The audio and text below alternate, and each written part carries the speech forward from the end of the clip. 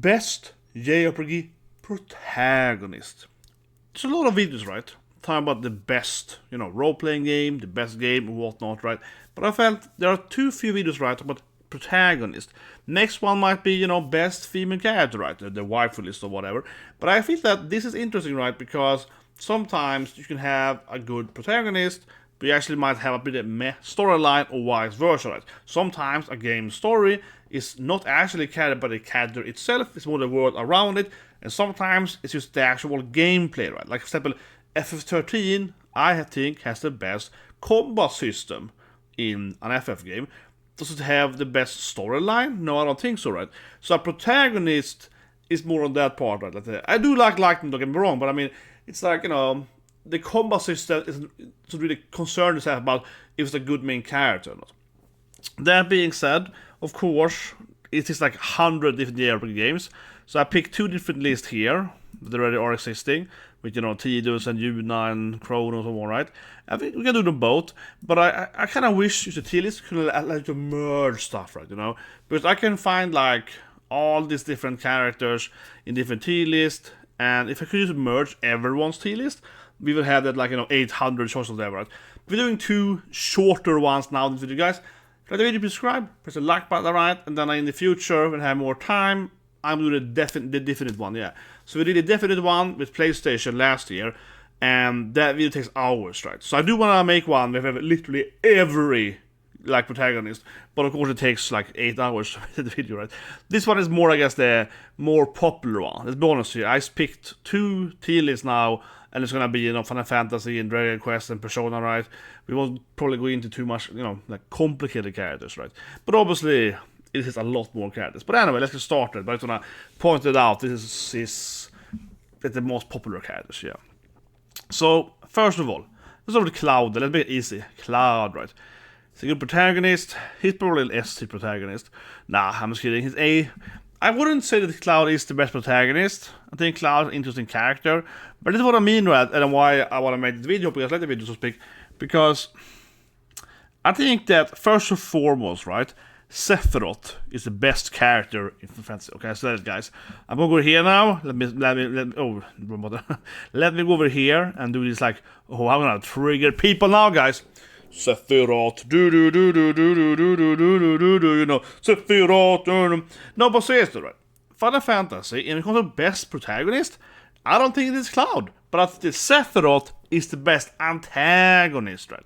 So maybe next video should be top antagonist. If anything, I think a lot of games, right, and the storyline is carried by the bad guy, right? Same thing with anime, whatever, video games, right? The antagonist is more important than the protagonist. Because the protagonist tends to be, he's a good guy, he does stuff, right? Cloud's a nice guy, right? But it's the bad guy, his conflict with Sephiroth, right? That is the most interesting part. So I think Cloud is a decent protagonist, but it really is Sephiroth, that really is carrying, like, the character, the dynamic, right, in FF7. With, for example, FF13, Lightning is the one carrying the dynamic, because the bad guy in 13 is this, like, random evil god monster, which you don't really relate to, right? So 13 is more like a drama from the protagonist standpoint, where 7 is more driven by the bad guys, but one Sephiroth. Oh, that makes any sense, but I think that 13 is a good example of where the antagonist is basically non-existing. The antagonist is like evil monster thing, but in a lot of FF games now there usually is some kind of evil god somewhere, right? So yeah, a little more on that part, right? But I think Cloud he's a decent protagonist. Got all the trauma, the flashbacks, right? This is personality. But I do think that he's also carried by Tifa a little bit, Aerith, right? Yeah, Cloud is a character who has a really good rogue gallery, I don't call it, but also the characters around him are the real strength, right? Let's do another Fantasy and Soviet. I think Squall is a pretty weak main character, actually. I probably should give him mid, and I got some hate now, but I'm not an FF hater, because 8, a lot of people hate 8. I think 8's a pretty fine game, but I actually think that most of the characters are pretty weak in 8. Obviously the best character is Irvine. We have to make another list of party members, but yeah, 8 Renoa is fine, Cell is pretty cool. Yeah, I think I like Cell more than Squall too. Squall is the kind of emo state, right?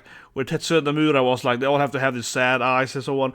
Yeah, I think he doesn't have much of personality. I almost want to put him in trash, but I think I will leave trash for actual like bad protagonist. But I think he is actually pretty mid, honestly. And overall, though, I think 8 is a pretty good game, but the actual like party members are all, in my opinion, pretty mid. Yeah, all of them except Irvine, but he's badass. But I'm just saying. Okay, anyway, let's jump to like a non-FF character. Or should we just do FF? Okay, actually, leave a comment below. Should I just go through FF in the beginning and then do the next franchise? I feel like I'm gonna be bored if I just do all FF franchise. But it's easier though in a sense to just cover all of them. But whatever, let's just take something random because I'm a little bored if it's FF. I see. Okay, so there's an interesting issue here though, right? So you have Duran down here. I saw it in other titles as well. The issue is that Duran is not the main character. So this is a little bit weird, right? So Duran is arguably then the protagonist of Seiken 3, right? Trials of Mana. And obviously next to him is the hero of the Mana, right? So it's the second game then. But in the third game, you actually pick between 6 different characters. So it's a little bit like, who is the actual one main character? Is it Duran? Is it Hawkeye? Again, right, you can pick anyone who want. Obviously it's Kevin. But my point is that it's kind of like saying that Cell is the protagonist of FF8, right? You know, it's kind of like whoever is in the party, right? So I don't think that it actually is a fair point to have Duran there because, nah, they all are the protagonists. Basically, like, they all are the main character, right? The party members. He's one of the 6 party members. That being said, though, Seiken 3 has a pretty good backstory for like all the characters. I mean, honestly, I do the Secret of Mana, but the main character is trash, man. Think about it. He's freaking trash, man. He's like no personality. The Hero of Mana, this is like old school, like he just exists, yeah. He pulls out the Mana Sword, and the world starts attacking shit, and you know, he's got fight stuff. He doesn't exist, right? It's like the girlfriend that has the personality, the princess. Yeah, he just kind of is there. Yeah, he is absolutely the kind of mute main character. He's completely pointless. And this is what I mean. I love Secret of Mana. I hope you guys like the list here, but seriously, I love Secret of Mana. It's a great game, but the main character is just, you know, complete insert, right? He's just like, you are the main character. He has no personality. He just travels around saving the world. Yeah, he has nothing to say. He gets bullied and falls down in the water and pulls out the sword of the stone, and then he saves the world. Yeah, he has like no personality whatsoever. He's just like a nice person. Yeah, he has like no dialogue or anything. He's actually genuinely trash. Then in Seiken, there actually are very well written main characters, all of them. So I guess they all can be like B tier or something. They all have great like flashbacks, and they all are related to the bad guy, right? Spoil obviously video then. His father is, you know, Darth Vader and so on. He's like the Luke Skywalker storyline. His father is Darkseid Knight. It really is exactly like Star Wars, but whatever. It really is though. This is interesting. This is Valkyria Chronicles. He's also very... I'm even trashed here. Yeah, this is trashy now, thinking about it. So, okay, I'm gonna be rough now. No, but like... So, Valkyria Chronicles, this is the first game. Then the 4 main games, right? There's 5 main games now. The main character in this game is similar to the Mana hero. He's kind of like, oh, I'm a soldier in this army, and I guess I fight the evil empire, you know? He doesn't really do much. And I think that both of this game, think about it, has the same issue, where it's kind of like, he's like, I said, the Valkyria, right, in Chronicles, are these ladies, right? They can use these like magical powers to fight these wars, and the rest of the character are basically fighting with like World War I or II tech, I guess, right? And they all have some kind of magical powers, like super units. So, of course, in a typical JRPG franchise, right, you know, one of the waifus is like magically powerful, you know what I mean? But the main character, he's just kind of there, right? He's just kind of in the war as the leader of the soldiers, but he doesn't himself have any powers, right? It's like this waifu that he likes that has power, right? And there's some enemy waifu that has powers, you know what I mean? He's just gonna exist in the war. He's basically also, again, an insert where you as the player is supposed to, that's me, right? I am this military guy, the dating this hot Valkyrie goddess girl, right? You know what I mean? So he also is trash talking about, he's basically has also no personality, I would say. But here it's worse though. I think about 92 trashes, but he is worse. He is so nothing burger. Honestly, that guy is massive nothing burger. But anyway, but it's a good example of it though. was thinking about. I saw someone else that is kind of a trash character. But actually, when I make tier lists, I tend to start, with like S tier and trash tier, right? Because I think it's easier. It's much easier, of course, to put out, say, oh, this is a terrible character, right? And then you can, like, who's in the middle B tier, that's harder, I think. But anyway, you have another, like, obvious trash tier character. Chrono, Clair, Sergei is pretty mid. Luminaries. The Luminary is interesting. He has a lot of story about him. He himself isn't really. Let's see. Taste of the Games, Ness, Lucas. But I guess this is supposed to be like the first hero of the remake. He's also trash. He's the same thing. They're both like insert. There's no personality. There's Grandia 1, there's 2. They don't think that 3 here. The list is terrible. Yeah, obviously it's a terrible tier list. They're missing the guy that gets a wife though. So yeah, okay, I can do the story. So Grandia 1, it's actually all the Grandia games are very romantically focused, right? So the first game you have Fiona. Honestly, it's like that song, but it's older. It screams that scene in the classic, Squaresoft know, right? So it's a scene when he screams like Fiona. He's like in that classic Eurotrip song, Fiona. Then in Grandia, your waifu has 2 different personalities, yeah. And then in the third game, your waifu Alfina, she's an elf lady you find, and it actually ends with you having a child with her, and you actually, like, the kid is like a grown like teenager and so on. So Grandia games, I like it actually. You get married each game, and you have children and so on. So I mean, already from that. Immediately, right? The Grandia games have much more of a characters. They actually have a storyline. They actually have children, and they actually have like a little bit of an actual like characterization, though. Where's my Gustave? Then he's the best character, but whatever. So they're all actually they're better than Cloud probably. They actually have more storyline, but there's somewhere up here in this like A tier at least. All the Grandia 1 to 3 characters, probably all of them. I would say it also. A tier characters, but actually like fleshed out personalities and storyline and so on. But like I said earlier, I can see immediately how I want more character in the tier list, because I was thinking immediately I want Gustave, man. If you're best main character for PlayStation 1, Jesus Christ, man, even better. Grandkids and everything. He's much more complicated character. But anyway, for some reason the Rise and it's Rise again, or is that Sophie? Isn't that also Risa? Giant tight ladies. No, that may be Sophie actually. Okay, Eve, that's interesting. She's probably also like an A tier character, yeah. So Eve is interesting, right? Parasite Eve, this is a game that no one ever played.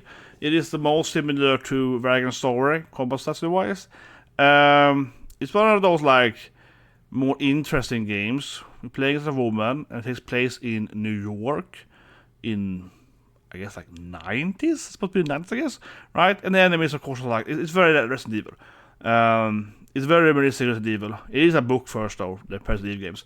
And you're fighting these, like, mutating humans, or they're self-combusting, turning into monsters and so on, right? And the whole general plotline is that this, like, evil, I guess, the parasite that has its own mind, and she wants to kill all humans or whatever, and you have to stop her. So you're driving in a car and so on, you're fighting with guns. Yeah, it's a very different game, but she is very, very focused. I might actually put her in S tier, because Eve is, of course, the main character.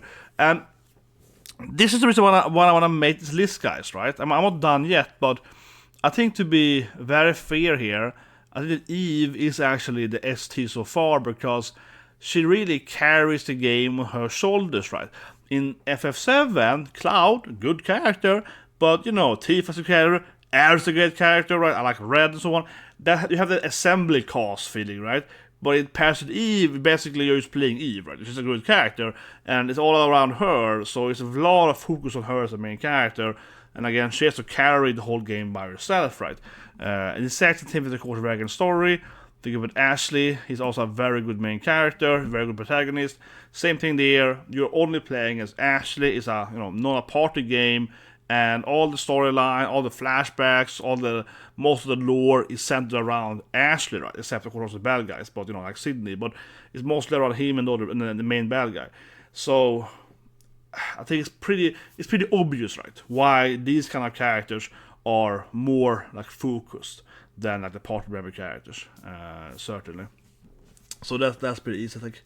but it doesn't have to be like that. No, you can have like a really long game anywhere, of course. But especially these older games where you only had time maybe for like, let's say in these older games, right? Maybe you only had, let's say, I don't know, like 2 hours per backstory, right, per character. But if you only have, rather, maybe you only have in total 2 hours, right? And then you have like 5 characters. Okay, so you need, divide by 5, right? But in a game like VAGRANT Story, you would only have 2 hours for one character. That has to have more backstory. It was exactly like that, but you get my point, right? Yeah, you spend more time on certain characters like that. Ri is an interesting inclusion here. He's a pretty... I mean, I love Breath of Fire. It's one of my favorite games. But he is pretty basic, though. This is a little bit unfair, I feel. Because I don't know how to really rate Ryo. Because he is... First of all, right, he's the same main character in all the games. So you have 5 different Breath of Fire games, right? Not including the online game, but like, the 5 main games. And in the first 4 at least, and maybe the 5th one, which is weird, but... I digress. In the first 4 at least, you are playing the same character, right? It's not exactly the same. He's more like a reincarnation or whatever. And obviously his wife then, Nina, is also like, his love interest. She's also like in every game, also in the 5th game then. And there's also another girl from the 4th game. It's also in the 5th game for that matter. But I digress. And, but it's like kind of like, like Zelda or whatever, right? It's like, is it the same character? Is he reborn? He's like the Prince of Dragons, right? He's like a god dragon somehow, so that is one thing. Then his general storyline is different in every game though, right? It's different universes or so on, or different planets. Or rather, it's the same planet, but it's like changed though. And he's like reborn again. And there is, well, I guess, yeah, the first Breath of Fire villain, she's also, or her spawn or whatever, right? It's the second villain, second game. And she's like reborn in the 3rd game, kinda. And then the 4th game, Nina's sister is transformed into like a clone of her in a way, a little bit. And then it's another dragon, the last boss in the 4th game. And in the 5th game, it's just completely random. The 5th game is something else. The 5th game is like, they used whatever. The worst thing with the 5th game, as I note, is that Breath of Fire games, they're very, how say it, colorful, okay? They're very, pastel colored.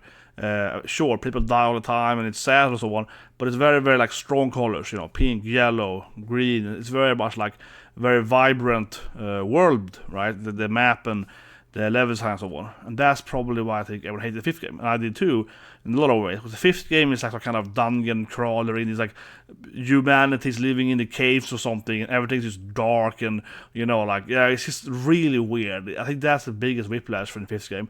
That the combat system is very strange, and it doesn't feel like a Breath of Fire game at all. But actually, having replayed it somewhat recently, the actual gameplay in the 5th game is actually pretty solid, and it has some interesting, like, you can poison enemies before you fight them. You can put like a poison food, and they eat it, and then you go into them and so on. Interesting combat system, but yeah, it is like a... It doesn't feel like I'm playing a Breath of Fire game at all for Capcom, right? But people really want a remake of Breath of Fire for a long time. Massive, so Ray is the best character, let's be honest here. Talking about best characters in that game. Rudy, here we go, like cool. He's like up here, He's like A tier, man. There's a Wild Arms main character. So he has this classic storyline where he's a demon, he's a metal human demon thing. He has to fight, everyone hates him, and he has to like overcome everyone's hate and trying to be the good guy, and the bad guy wants to recruit him, kind of, so on, right? So he has a lot of good storytelling, and he's a cool main character in the first Baldur games. But yeah, I mean, obviously there are 5 Baldur games, so it could be 4 more characters here. But I guess you could argue who's the main character of 3 then, but that's its beginning, I guess. But it's like in the 3rd game, you can play all 4 of them. In the 3rd game, you pick any of the 4 characters. Then you can finish. Actually, I think about it. First, can do the same thing. No, actually, yeah. No. Sorry. The Baldur games always do that. You pick like one of them and you play it for like an hour. And you change character. Then eventually you play all the backstories. Then they all come together and you have the real story or whatever. A little bit that. But the 3rd game is even more longer, so it's a little bit weirder. But whatever. But it's like, who's the main character? Who's the actual main character? It's probably Ginny then in that game. Let's go back to Final Fantasy. I mean, I do really hate Clive. No, but actually, I think this is what I want to put out as an interesting point here, right? Because, I really dislike FF16, so I'm gonna move the screen now, guys. It is time for an interesting ranting. No, but seriously, right? I loathe 16. Right? It's a terrible game. It's braided easy. It's frustratingly bad, in my opinion. The only thing good with 16 is the actual cinematography, right? The graphics, and to some extent the storyline, even though I don't think it's the best storyline in fact, but it's the storyline. So, this is what I mean with the list here. From a protagonist standpoint, Clive is a pretty good protagonist. Now, the actual game is terrible, right? But if I'm not rating FF16 in here on the full gameplay, right? I am ranking it only based on the protagonist quality, and then Clair is like an S or an A tier character. But if I was rating FF16, it's a trash tier game. I would be like, oh my god, it's down in the goddamn trash. Right? So this is what I mean. I think this interesting tier list because you will get a very different result, right? Look at only the main character and not like the full game or whatever. Because yeah. It's not Clive's fault that the game is terrible, right? I mean, you could have an actual good combo system and play as Clive. And I obviously, as a side note, it's not turn-based. I really hate it, right? How people are defending 16. It's a cop-out, right? The issue, people don't like 16 because it's brained easy, right? It could have been a very, very hard, or at least more complicated and complex real-time Devil May Cry fighting, and people who liked it, right? But it's a really boring real-time, and you do a side quest, and what do you get? Like 3+ damage on your weapon at best. Yeah, like, there's no different swords, no different weapons, there's barely any equipment, and so on, right? So it feels like not much of an RPG at all, right? So it's a very disappointing game. But again, that's not Clive's fault, I suppose. Now, what more do we have of the character I want to talk about? I'm not going to cover every character here, honestly, because I don't care about all the characters. But like I said, one day I'm going to do like a definite one. We talk about every character, but then this video will be like 10 hours, right? This video is long enough now, but yeah. One day I'll do like a video with like 10+ hours. We will cover all of the characters, but I feel this is like a kind of top, most popular characters, right? 20 popular characters. Okay. 2B, interesting. So, obviously 2B got that ass, right? She got the ass power, yeah. And the same artist, of course, is Aki Yoshida's art, of course. Both Ashley and Eve, the same person. Maybe even Eve, I'll think about it. But anyway, I don't know. I don't think Tila 2B is that a good main character.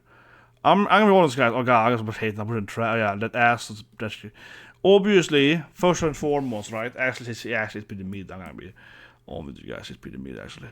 My god, there's much hate now. I get so much hate now. People gonna be like, oh, you put 2B in mid tier. She got the booty.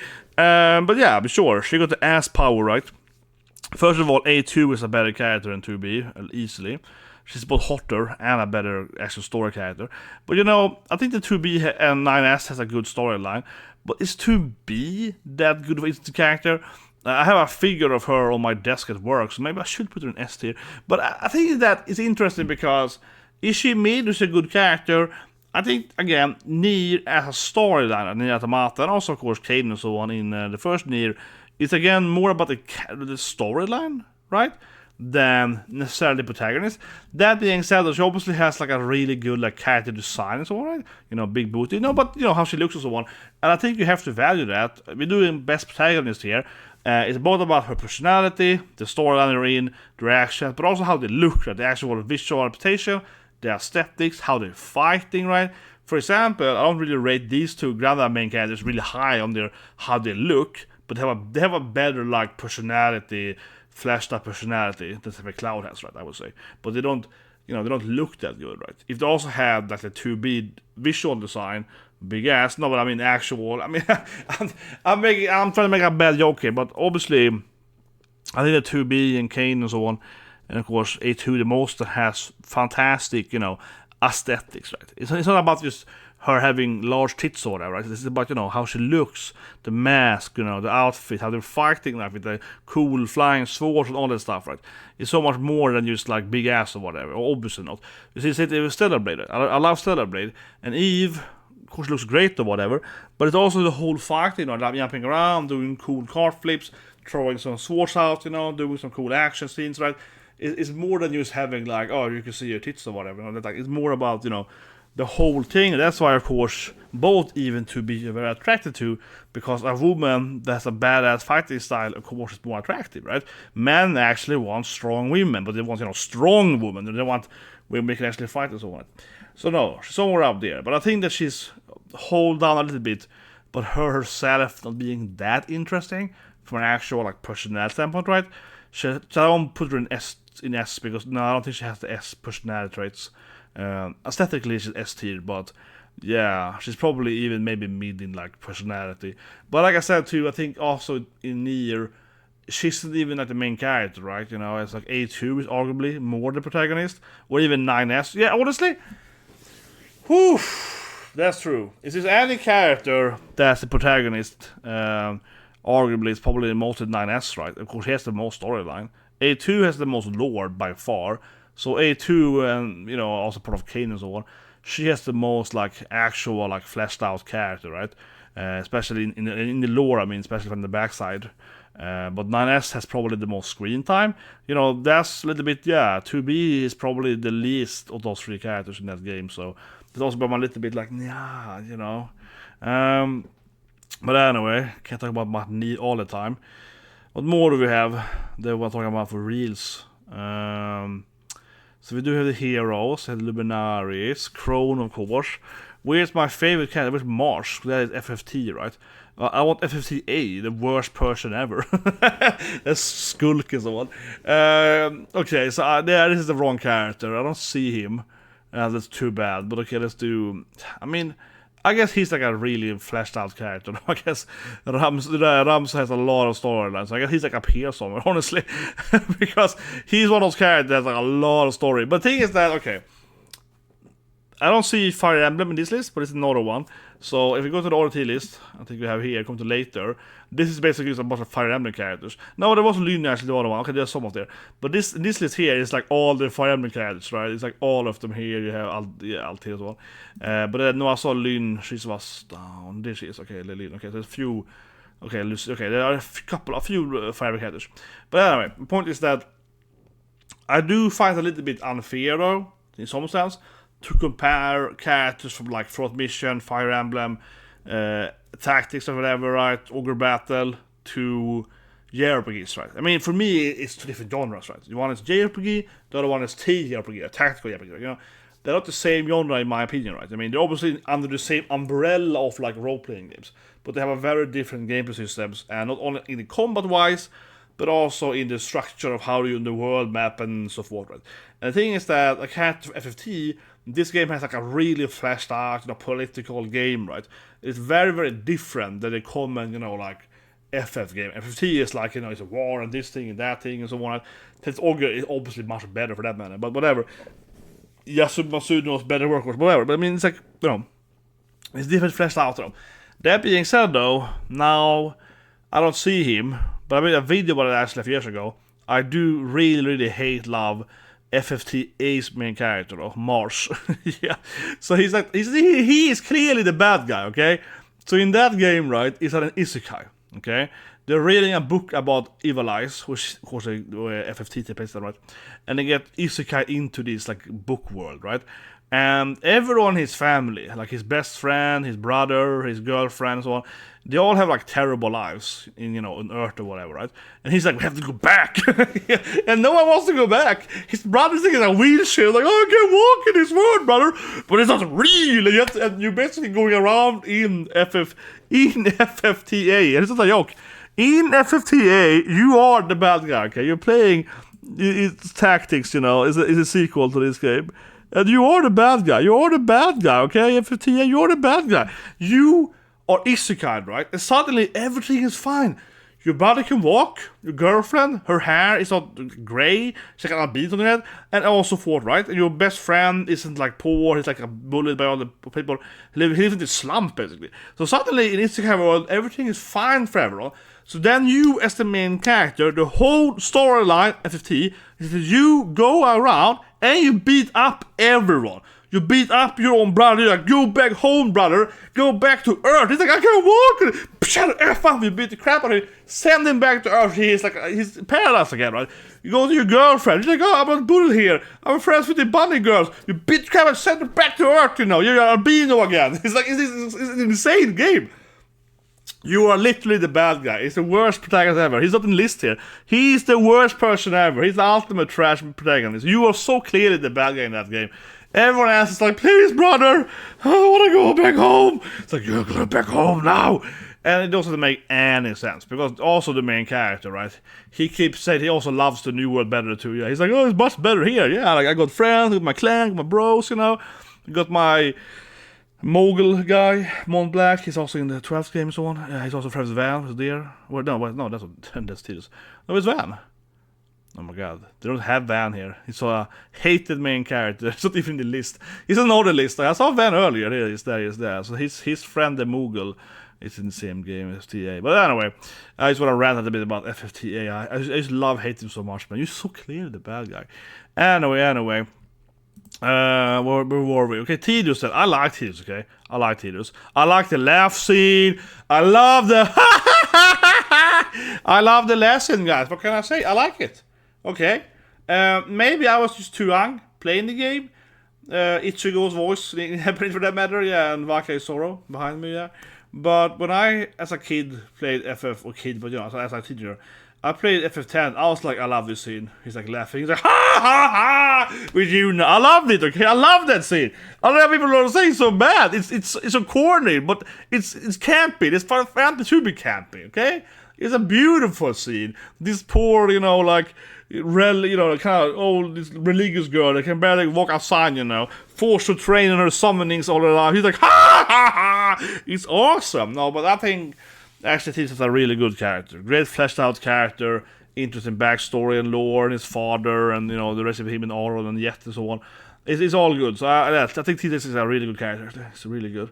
And of course, now playing the FF game, also while I'm in video, of course, playing. I'm kind of interested in making a Tidus deck, actually. It's pretty cool. Commander Tidus deck. I call it like Blitz Count or something. So it's about like him and Vaka and so on. Like a Blitzball deck. Yeah, pretty cool. I like it. I love Blitzball. So it's the best mini game. Anyway, love Tidus. Zidane is probably B tier. I don't think it's that interesting.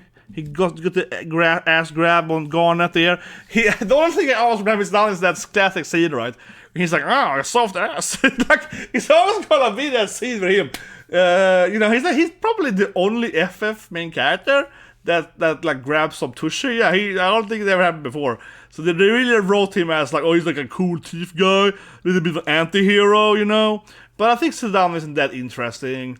I think Zidane again is actually, I kind of put him in mid, think about it more think about it, because I think Zidane is very similar, as I mentioned earlier. He's very carried by the storyline, right? He's carried about this cool mystery, the like other universe or so on, right? He's not really him himself, but I find it pretty boring.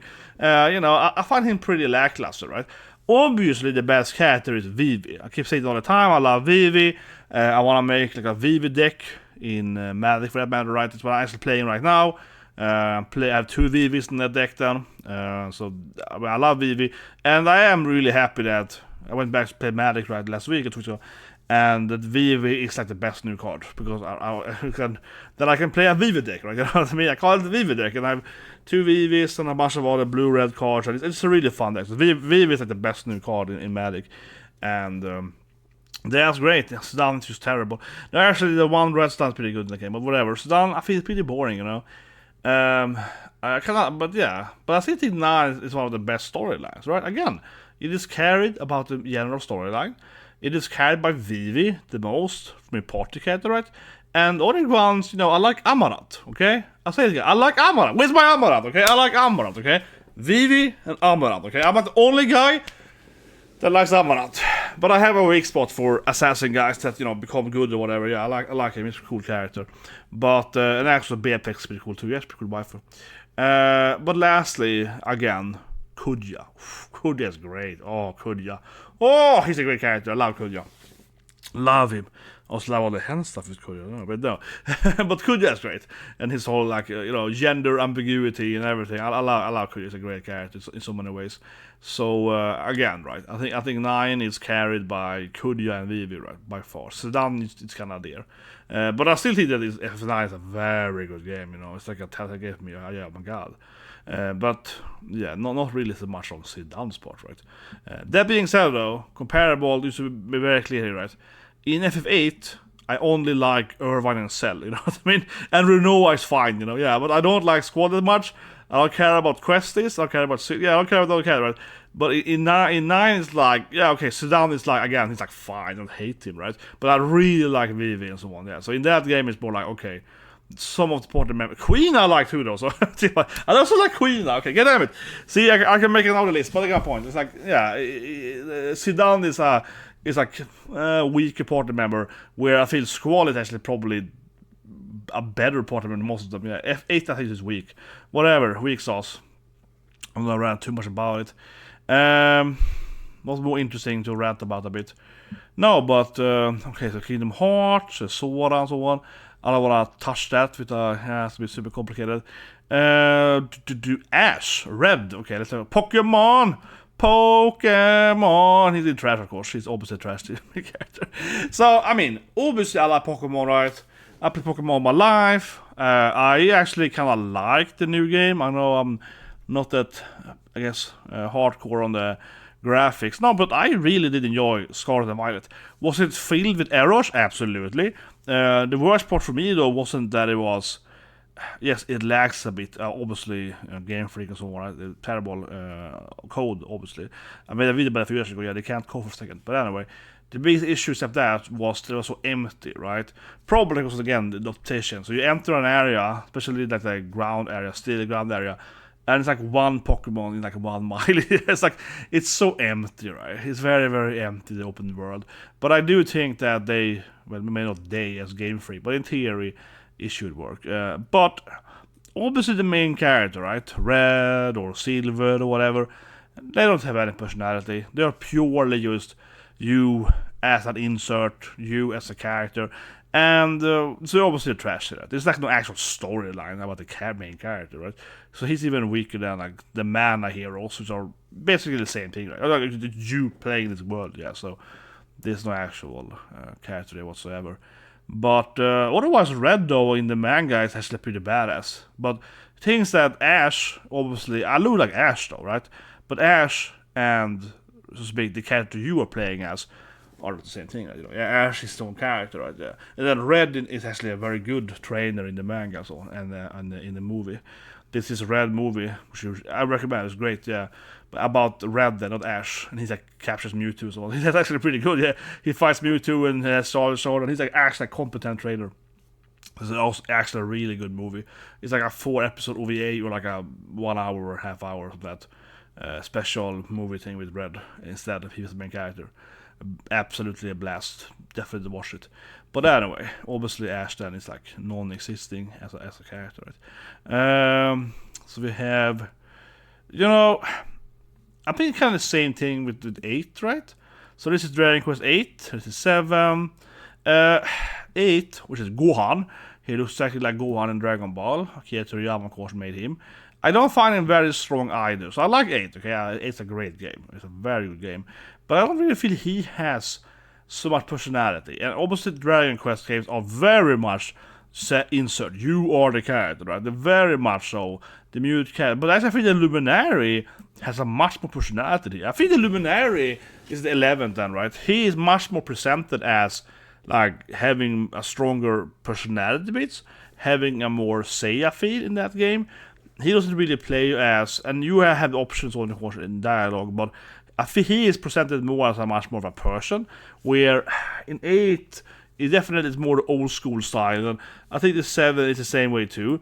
The fun though, and here you can even see it's like the 3 have the gender benders, and yeah, I feel they all have, but obviously, these ones are kind of built around you being kind of like the character, right? But I think that in some of the older games, there were more storyline about you, so it's a little bit weird how they make it. But I think the Luminary actually has where it feels like he has more personality. But overall, otherwise, doesn't mean I think 8 has a bad storyline. I said earlier, right? I think 8 has, it's the characters around you, right, are carrying it to a large extent.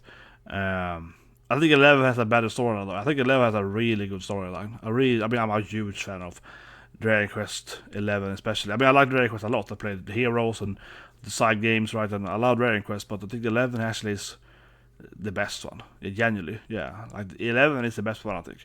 Even though I grew up playing, 7 and 6 or whatever, right, and so forth, it's always, right, I really think the 11 is a fantastic game. It's super hard too, full draconic, great mini games and so forth, right? So yeah, it's a really good game.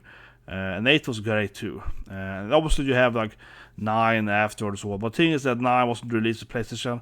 It's like a Game Boy game, right? It's like, not a Game Boy, but whatever then. Game Boy SP, whatever it's called in English. Yeah, like so forth, right? So that's why probably it's in the list, because no one has played that game, right?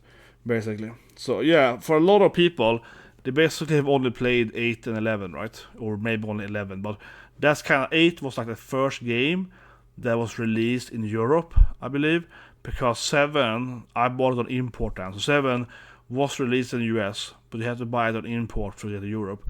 So I could play it in English, right? But you had to have like an, because I have my imported PlayStation as well. But I think I think 8 is the first one in Europe, I think in total. If I'm wrong, if you don't count like the monsters, because I played monsters before 8 then to Game Boy. So that's why I think in a lot of the list you will see 8, right? And then basically for most people 11 is next game. Yeah, so it is a really weird franchise where I feel that outside of Japan, almost everyone only knows about 8 and 11, and they don't know about all the other games, or like the side games like the Dragon Quest monsters, which are really good. I love those games. The Jokers, so good. Better Pokemon. I play all of them. Really good. Fantastic. It's the newest one was kind of like auto battling, but yeah. But the other ones, the old ones, they're actually fantastic games. So a lot of Dragon Quest games, but yeah, for me, I had to import the Japanese. Yes, obviously, it's a lot of struggle to get those games right, quite differently than the other ones. Okay, what we think now then? Persona characters, maybe NES, Tales of the different Tales characters. Where's the newest Tales though? There's a newest list there. So I don't see whatever. So obviously a bunch of Tales games. I actually played the first Tales game when it was new. That's all I am, yeah. But anyway, we have Shulk. Yeah, these are the Sonablade characters. This is Xenogears. Okay, let's do Xenogears. This is obviously S-tier character, man. This is a real S-tier. Fei. Now we're S-tier, man. So we have Skulk, right? So on. These are the 1, 2, 3 Chronicles. But before that, we have Xenogears, right? So, little backstory. First, we have Xenogears. It's a Square Enix game, right? Or Squaresoft game. It's one of the most complicated roleplay games ever made. Storyline is insane. You are this like Adam and Eve thing, you die 10 times, it's just an insane game. You're also the bad guy on the same time, and it's just the most insane brain game ever, okay? So, arguably, Fei is like the best protagonist of all time, okay? Story-wise, it's just amazing. I don't think, there's no other game I would say than Xenogears that's an interesting and complicated storyline for a main character. He is still number one. From a complicated standpoint, number one. Like by a large margin, there's never been as complicated a main character as Fei, okay? You're also all the main antagonist. It's insane. This game is literally insane, okay? Like from all standpoints.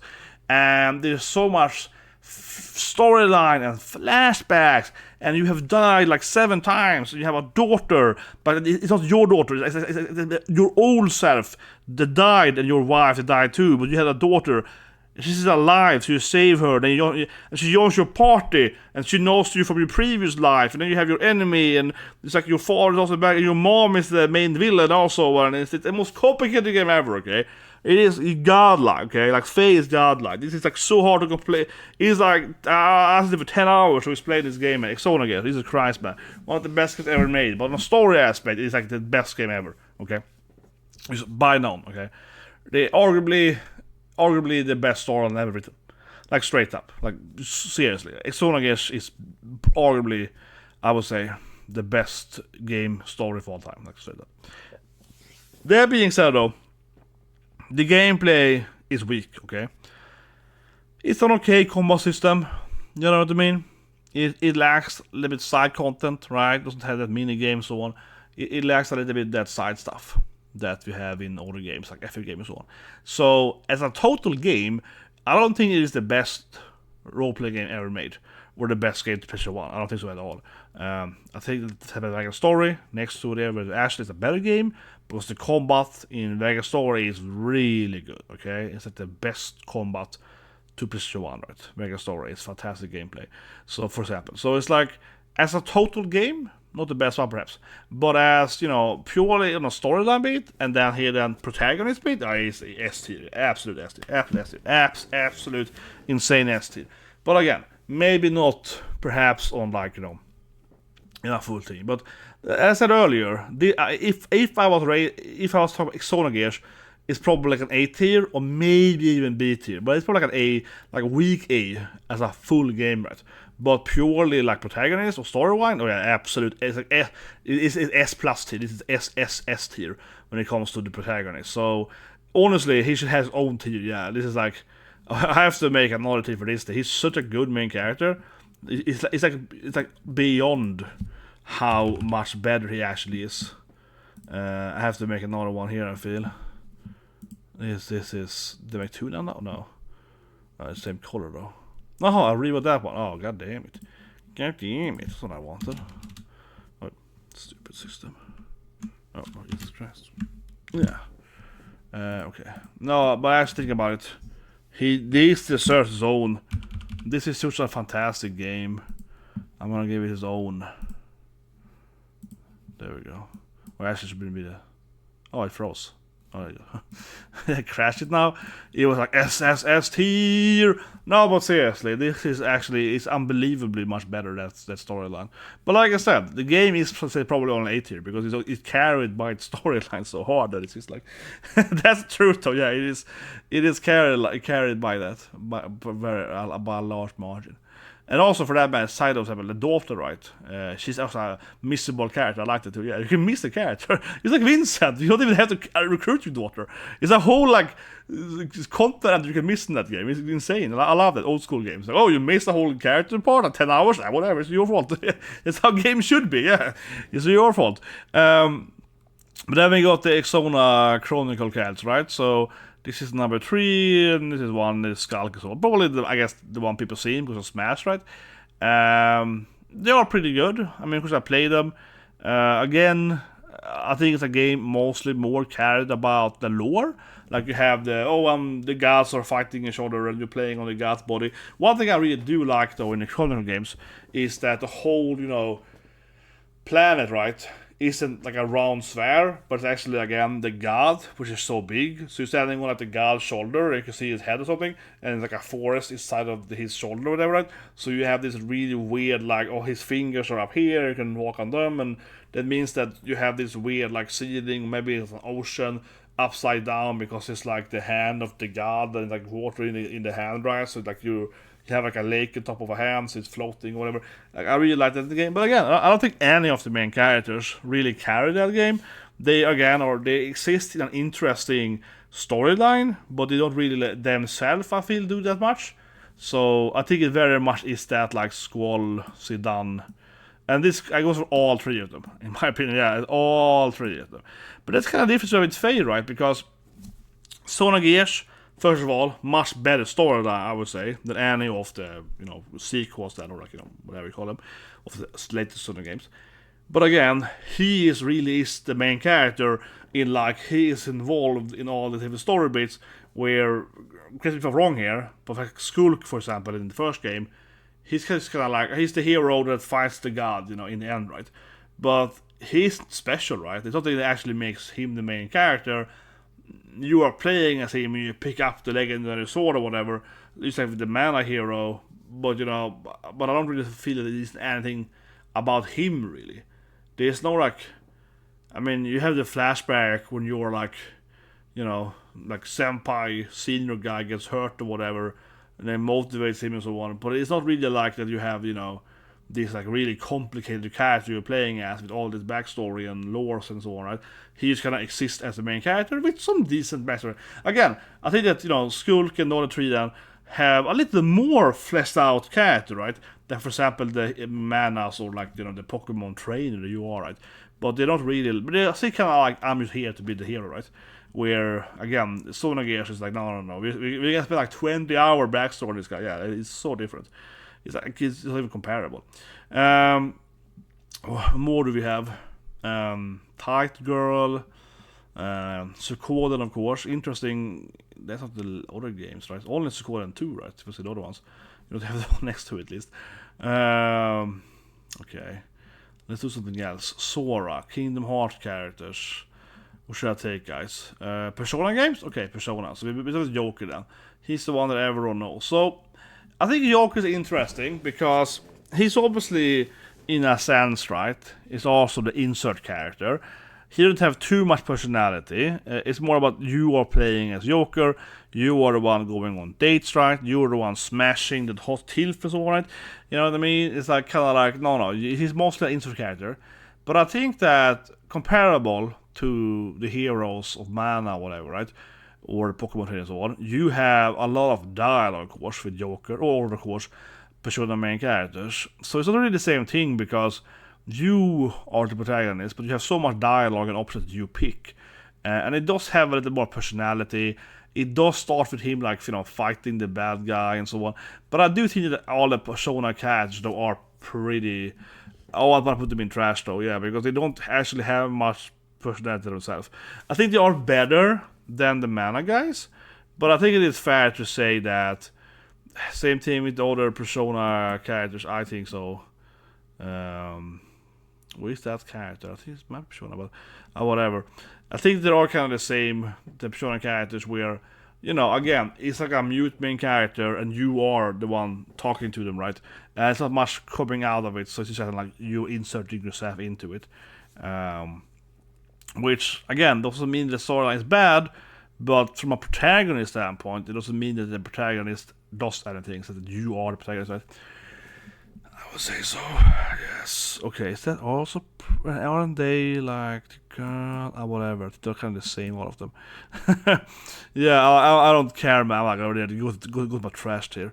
Okay, what more do we have? But I think the Persona is actually trash in that sense. But back to earlier, right, it doesn't mean that Persona have bad companions, right?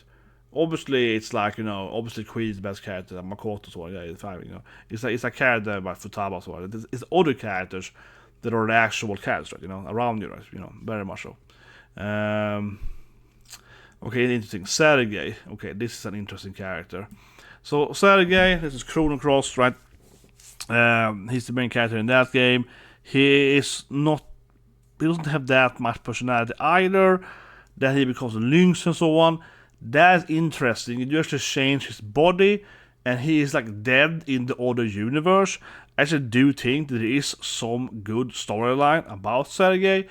People don't seem to like him that much, but I think he is probably at least like top B tier, maybe even A tier. I do find he's a little bit of a mute, right? Chrono is also a mute, of course, right? In a lot of ways, right? And Sergei is less of a mute, but not full mute. So he's like a little bit in that middle bridge. I think it's pretty fair to put him probably in like, oh, I haven't, no, probably high.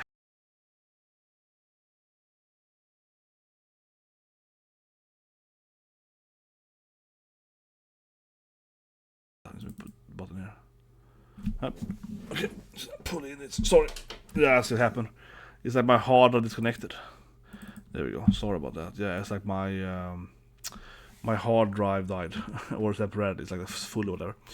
Anyway, just keep going. But yeah, Sergei is like B tier. But I do find that Chrono is also, of course, trash here. And yeah, we got so angry now. Oh my god, I get so much hate now. I'll be like, freaking Chrono.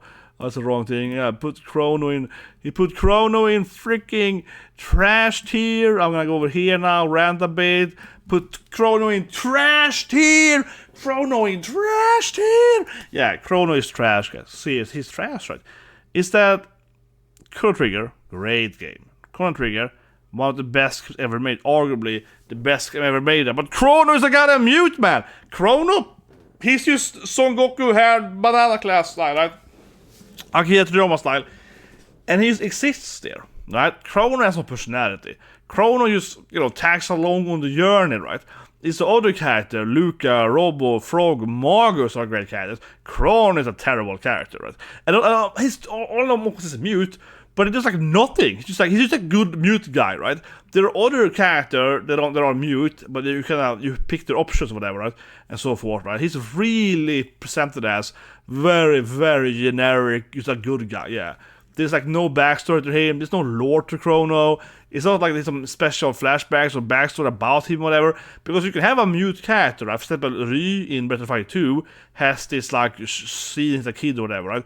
And he's a mute later as you're playing as him, but you still have this like fleshed out backstory about him and his sister and so on.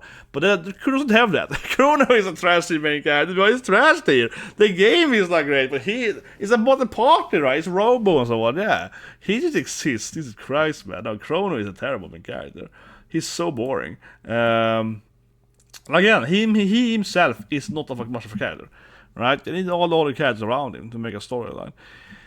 Jesus Christ, man. I just wait for the hate, man. I wait for the hate for this video now. But I think it's very fair to say that what you like is all the other characters around him.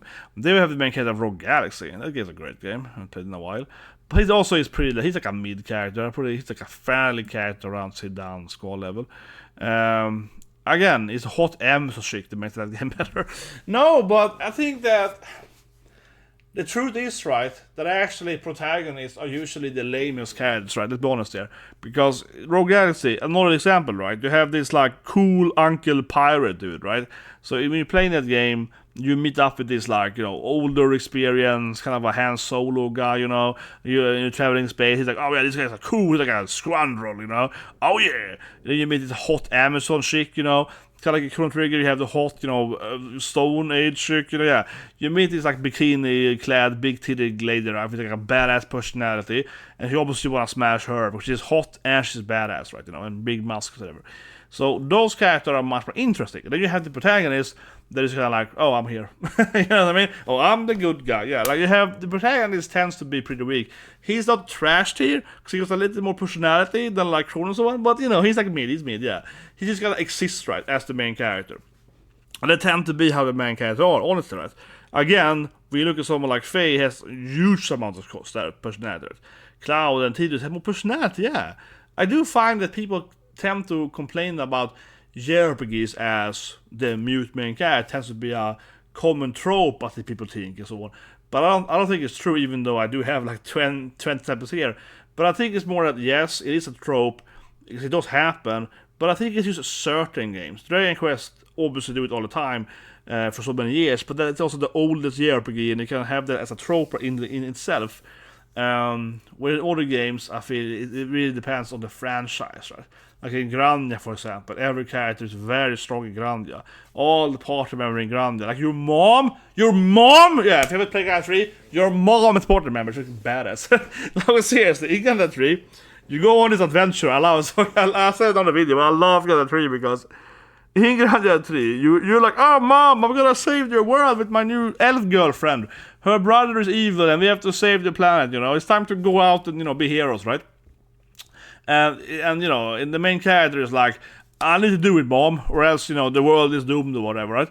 And everyone's gonna die. I have to do it, mom. Don't stop me. She's like, stop you? Are you telling me that the world's gonna be doomed?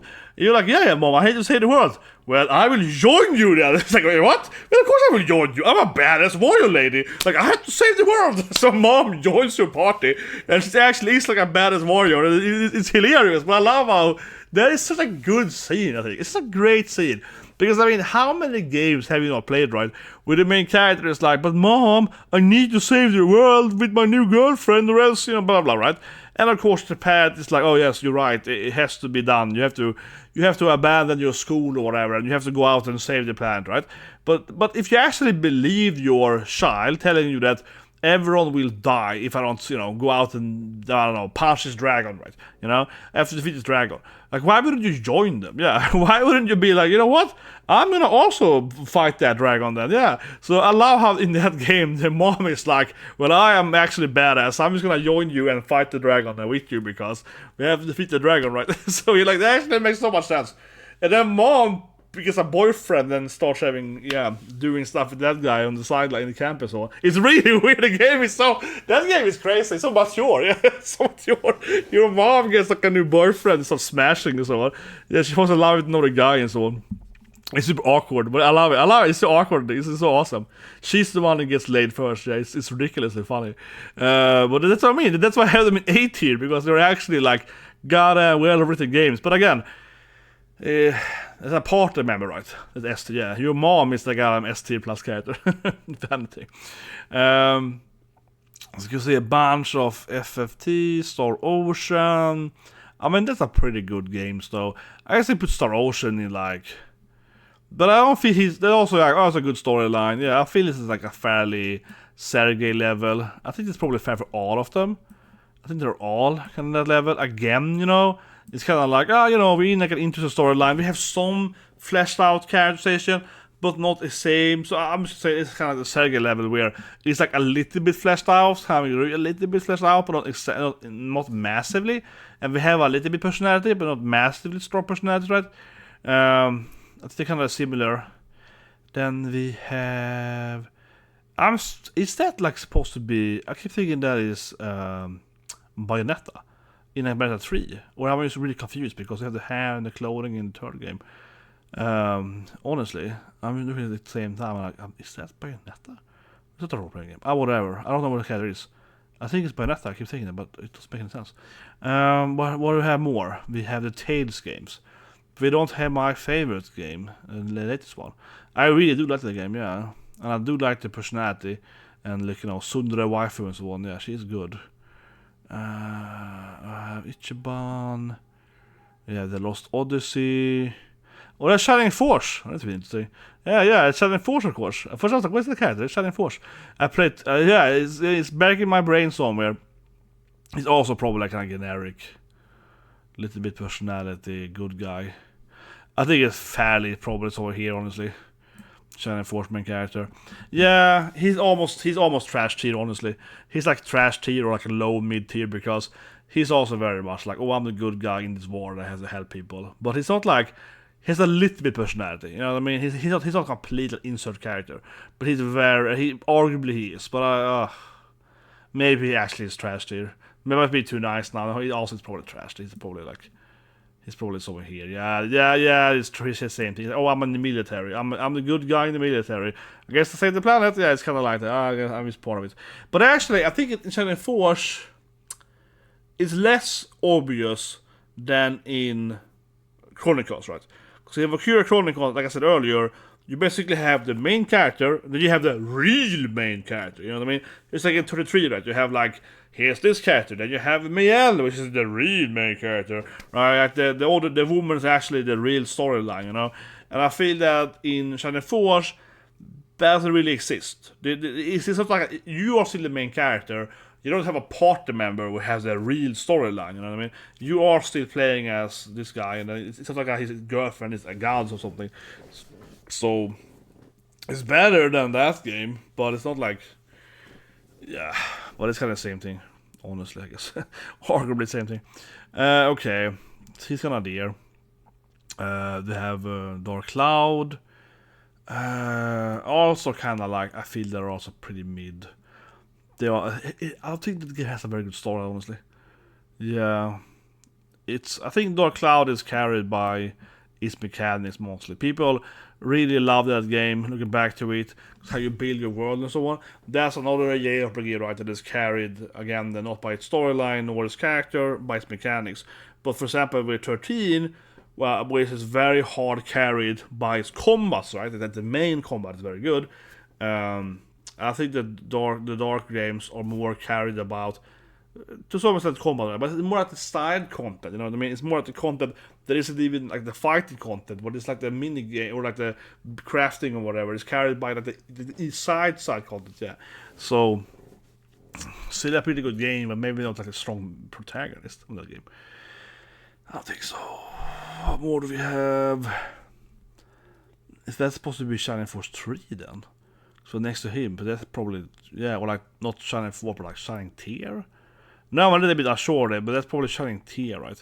And that, is that like Shining 4 actually?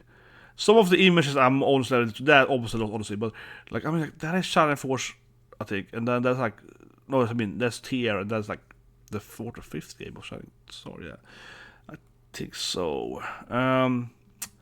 What more do we have? We're going into the Kingdom Hearts game, Sora and so on. But I think he has a personality. But I don't think he's very interesting. I think he's probably around here. He's probably around Sergei. Yeah, I think they are fairly around the Sergei level. Like I said earlier, where you have like some interesting storyline, some personality, but it's not like super fleshed out. It's not like on that level that I feel like I really care about them. But I mean, it's a good, yeah. It's like, I think that the whole Sergei argument is like, yeah, you know. And I think that, like I said earlier with Ryu there, he's the outliner that's kind of strange because he's cheating by being the main character like 5 games straight. Yeah, so he's a little bit harder to put. But you could also argue he's actually an A or S tier because he is that main character that traverses through several games. So I feel he's like, I don't know, it's a B now, but it's like, it's kind of hard.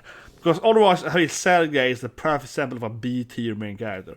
Where you just have like, I'm gonna put A in A because it makes more sense. No, but he's better than Sergei, but I do say he's like, he's in several games, right? Because otherwise Sergei is like that, yeah, so he's the perfect example of like B tier, where you have a pretty interesting character, but he's not like super interesting, He's kind of like, I kind of like him, but I don't love him, I love Cloud, you know what I mean? I love Tidus, I don't love Sergei, but I kind of like him. He's the perfect level. And also I do love Ryu, yeah, I do love Ryu.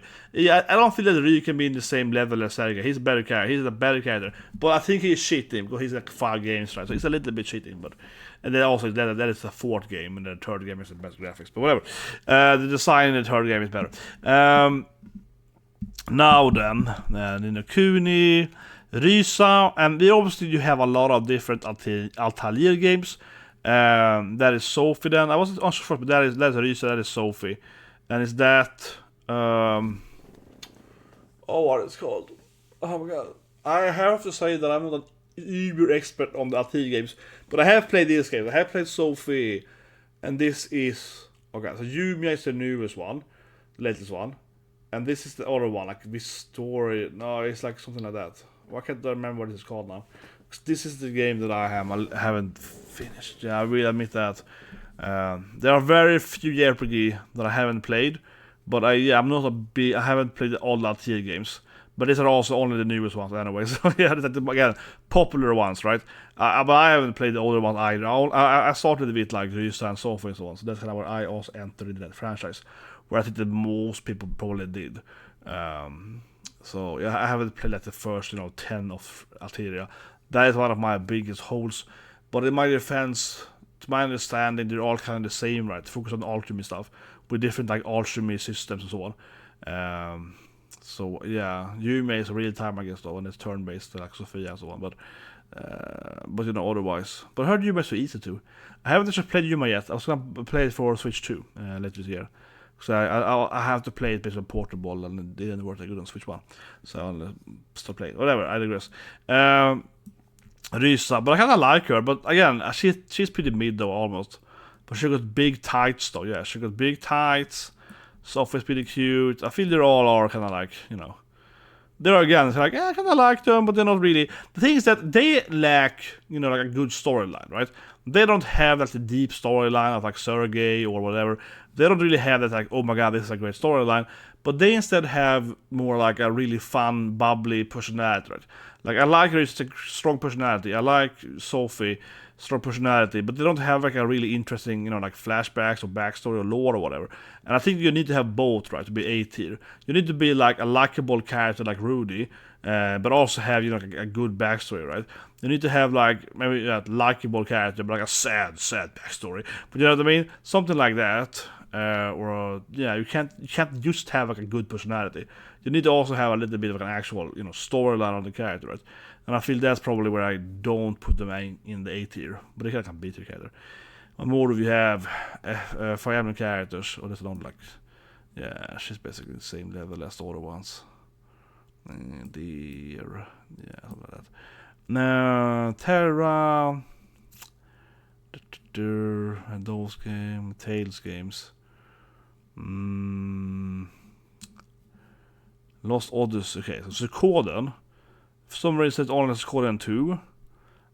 This was the main character Suikoden then, and I hated Lost Odyssey so much. Talk about so much. So Suikoden is hard. Obviously, a famous game, right? You have 108 characters. Now there are 5 Suikoden games, and also the spin-off Tactics. So I don't know why this list only has the most prominent one, but obviously Suikoden 2 is the one everyone talks about, and no one ever played like the first game. T was the one. No one ever played that game, right? And no one ever played the 4th game, which is terrible. So I played all of the games, of course, and I even have, of course, the spin-off game. And I haven't been to, I never opened it. Yeah, so I have 2 versions of all the later games, and so on. So I have a mid condition 3, 4, 5, and also then Tactics. But I don't know. Well, first of all, side note: the 4th game is terrible for 2 reasons. In the other games, you play as 6 characters, and in the 4th game, you play as 4 characters for some reason, and that's just really terrible, honestly, right? Because in a game where you have again 108 characters, and you can, combine them however you want. Now, of course, not all of them are like, fighters. Some of them are actually just like tacticians, and they don't even fight, whatever. But so it's like 70 or so playable characters, right? To only have 4 from 6 characters, it's actually a pretty big difference, right? And it's much harder, of course, to really utilize all the different characters. It's kind of like Pokemon, right? Suikoden 1 to 3 is like Pokemon. You have 6 Pokemon in your party, and suddenly in the 4th game you can have 4 Pokemons, and then in the 5th game you can have 6 again, though. So that is 5th is a really good game, and also probably a better main character than 2nd, actually. But yeah, the 4th game is just so bad to the reason. It was a very strange. You just made the gameplay feel massively lacking, right? And also one thing is that in all the games you can combine attacks with different characters, right? So these 2 and these 3 or whatever. So you only had like 4 characters that obviously, again, you can't do that many combo attacks, right? As you can do in 1 to 3 and 5. So very strange, massive. Probably it's a dev issue that I didn't have time to code. I don't know. It's very, very strange. And then the second reason it sucked, though, was really, really suck. It's in the 4th game, you're traveling on a ship, right? And we all know, travel time is boring, so on, right? But the 4th game has an insane amount of like random encounters. I'm not against random encounters. Most people hate it. I actually like it.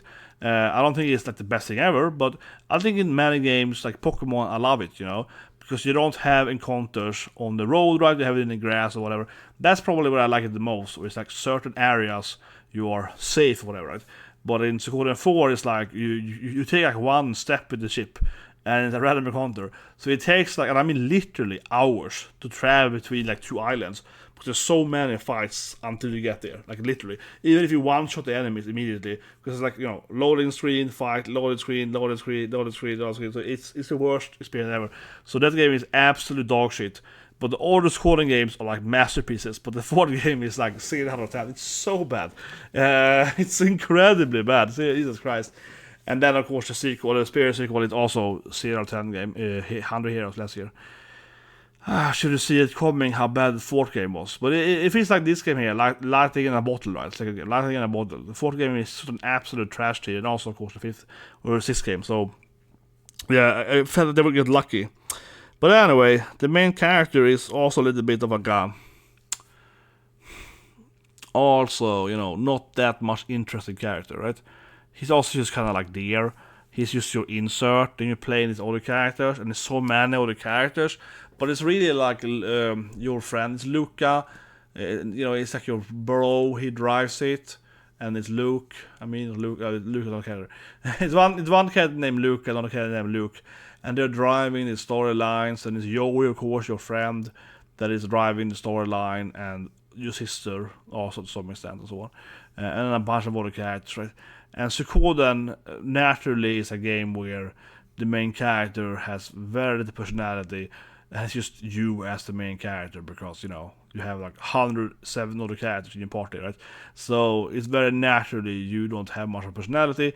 And it's even worse than in the 100 heroes, right? Spiritual, then your main character just exists, right? And like this girl boss forces you constantly to be like, hey girl, let's do my fighting and do my bidding, slave, right? So it's better in this game, I guess, but it still is a trash tier character because he basically exists, right?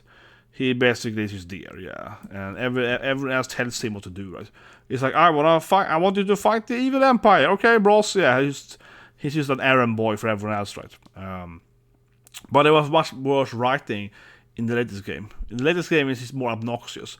Because you have this woman with a microphone, literally a microphone, that gives him order all the time. It's just, okay, sure, you know. In the second game, at least, it was a little bit like, maybe it's hinted. But I think the issue is, okay, this is a good example of why 100 Heroes is terrible in so many ways. Because even if the main character are basically exactly the same, right?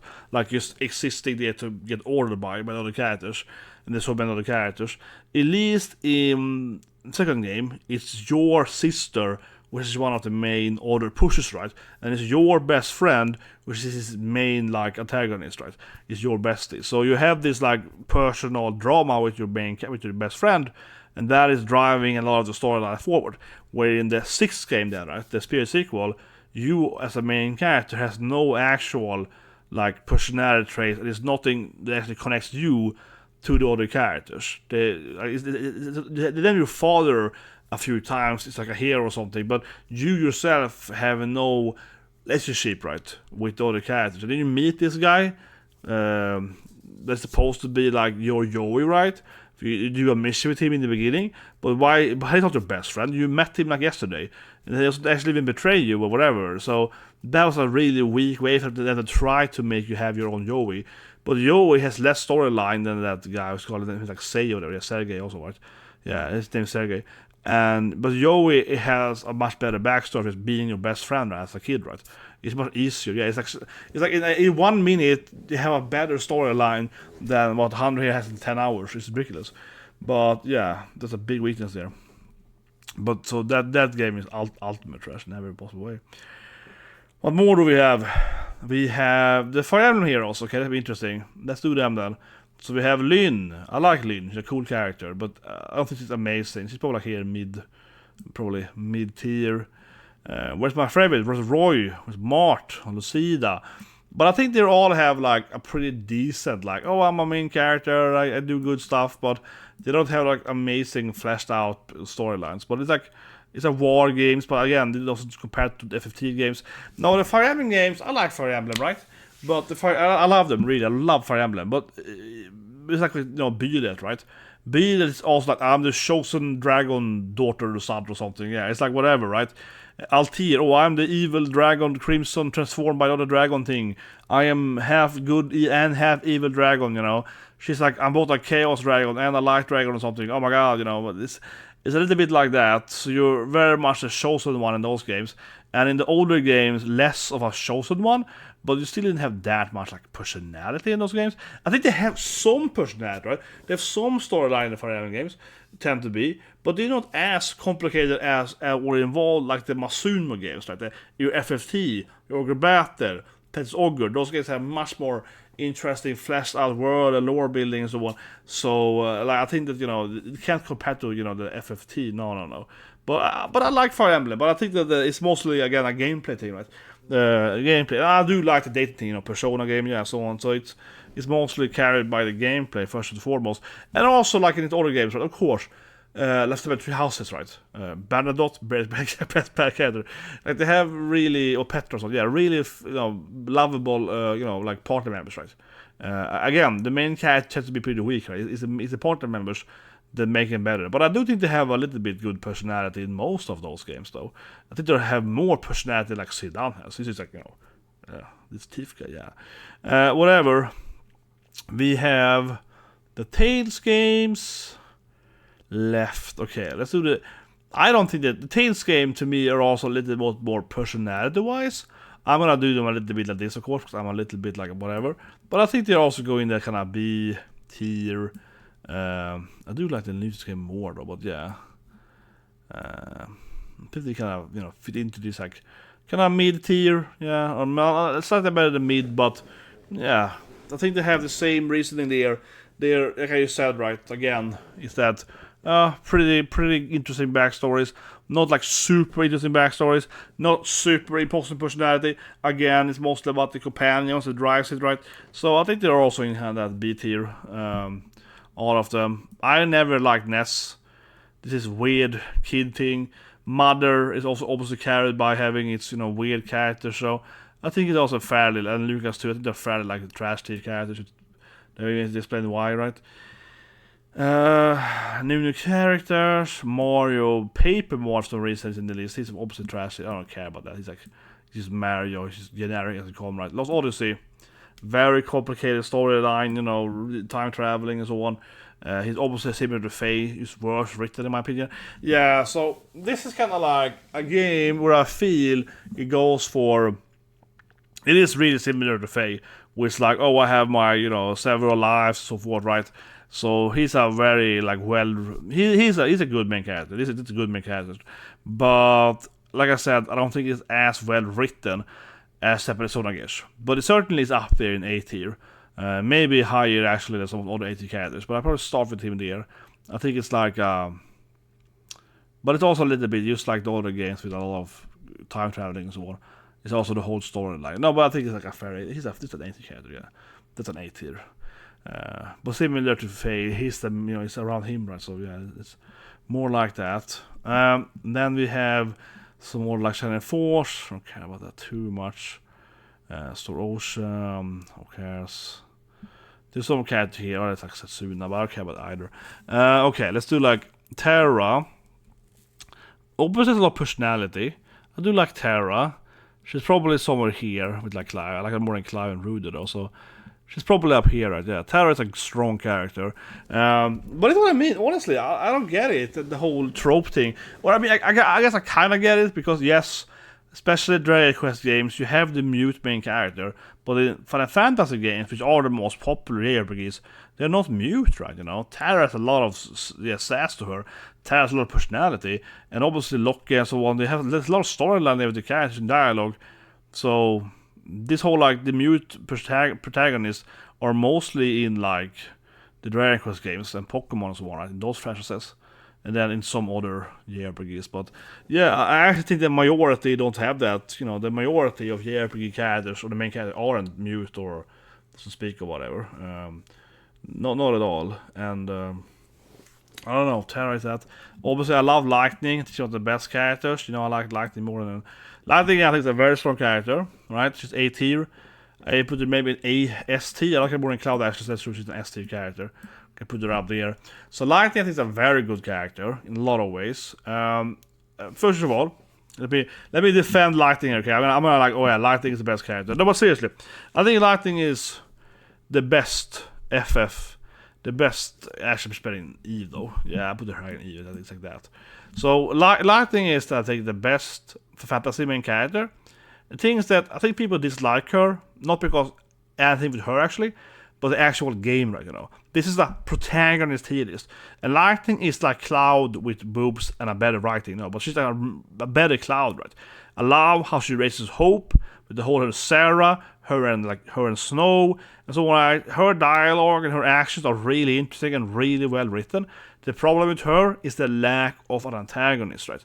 FF13, it has an amazing combat system, but it has like general a pretty bad like storyline where there's no real who's the bad guy. It's this evil god thing, right? Again, compared to Sephiroth, which is like the greatest bad guy ever. Also Kefka, of course, also amazing antagonist, right? 13 storyline is decent, but it lacks like an actual a foil to Lightning. Right? So Lightning herself is a really good character, but she kind of has the issue of, if she was the main character in 7, she's Sephiroth, that should be the most popular girl ever, right? So she lacks that like cool main character to fight against with the villain, right? That whole the conflict is what she's lacking. Otherwise, I think it's much better writing, the dialogue, and also Fang and Vanille and everything there. And Sash and Vanille has a really good dynamic and so on, right? So the character dynamics in 13 is the best of all the FF games easily. But it's like they don't have a good main storyline. It's like arguably the most interesting and well written. I think so. Yeah, the best well written like FF companion party members. you know, but they're stuck in like the wrong game. We are like, oh, but the actual like main storyline isn't that good, right? It's really weird, yeah. Where like 6 has a much better bad guys, like Kefka and the Rue and the world and all, yeah. So and so on.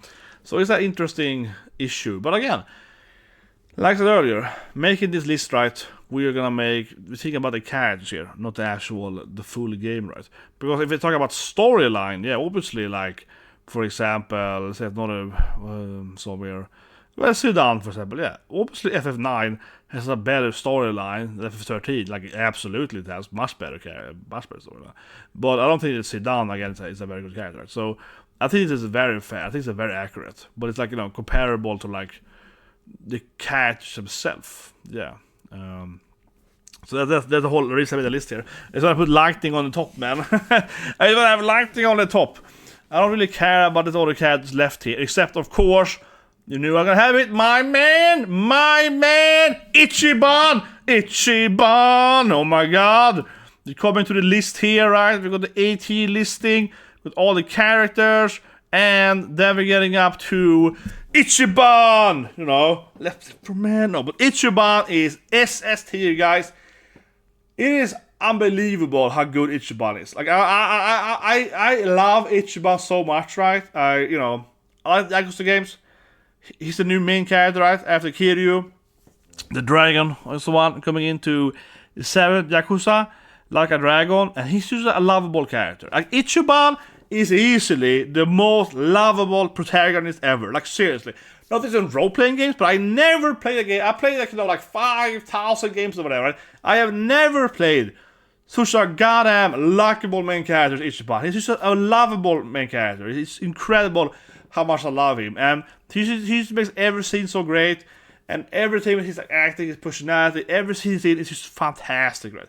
And even if you have, like, in the second game, in 8 then, right? You have, like, a 5 hours, like, prologue, basically, before we get to Hawaii. But it's like, you're watching it. It's better than a movie. Ichiban on a date. Ichiban getting treated in Hawaii. You're laughing, you're sad, you're crying. It's such a good main character, right? And I think that 8-5 then, next game, or with Gojo, right? The Mad Dog was great, too. That was pretty fun. They got pretty short compared to the other games, but, you know, I beat it earlier this year. Also a great game. And I actually did watch the TV series on Amazon last week, actually, yeah, with, of course, about Kiryu then, of course. Like this about, like, kind of the first game, right? And it was fine. It was fine. It was no Ichiban. No, but it was fine. It was fine. It wasn't, like, the best TV series. I just kind of enjoyed it. You see Kamarushi was the one, right?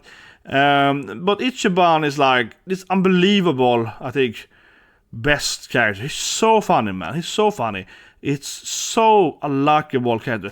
And he got a good backstory, right, you know? Being abandoned, up in the soap land, sad flashback, right? Him and, of course, Arakura, his Oyabun, right? The finger scene and that classic, like, Yakuza thing, and he, like, lies about he's in the Yakuza and he goes and saves him. I love that scene so much, right? This is like the first fleshed out flashback in the 7th game. We learn how and why he joined the Yakuza and how he stood outside the building for like a year and every day and all this stuff, right? So he has this fantastic storyline and personality, and then it's like tragic backstory, how he takes the bullet, right, for, you know, the family. He goes to jail 20 years, right? He comes out, everyone hates him, and it's he's like the most realistic character too, you know, in a weird way too. Yeah, he's a, you know, humanized character, and I think also that I really like Yakuza 7, 8 too is that, you know, they don't have the evil god thing. It's not Persona where the last boss is God.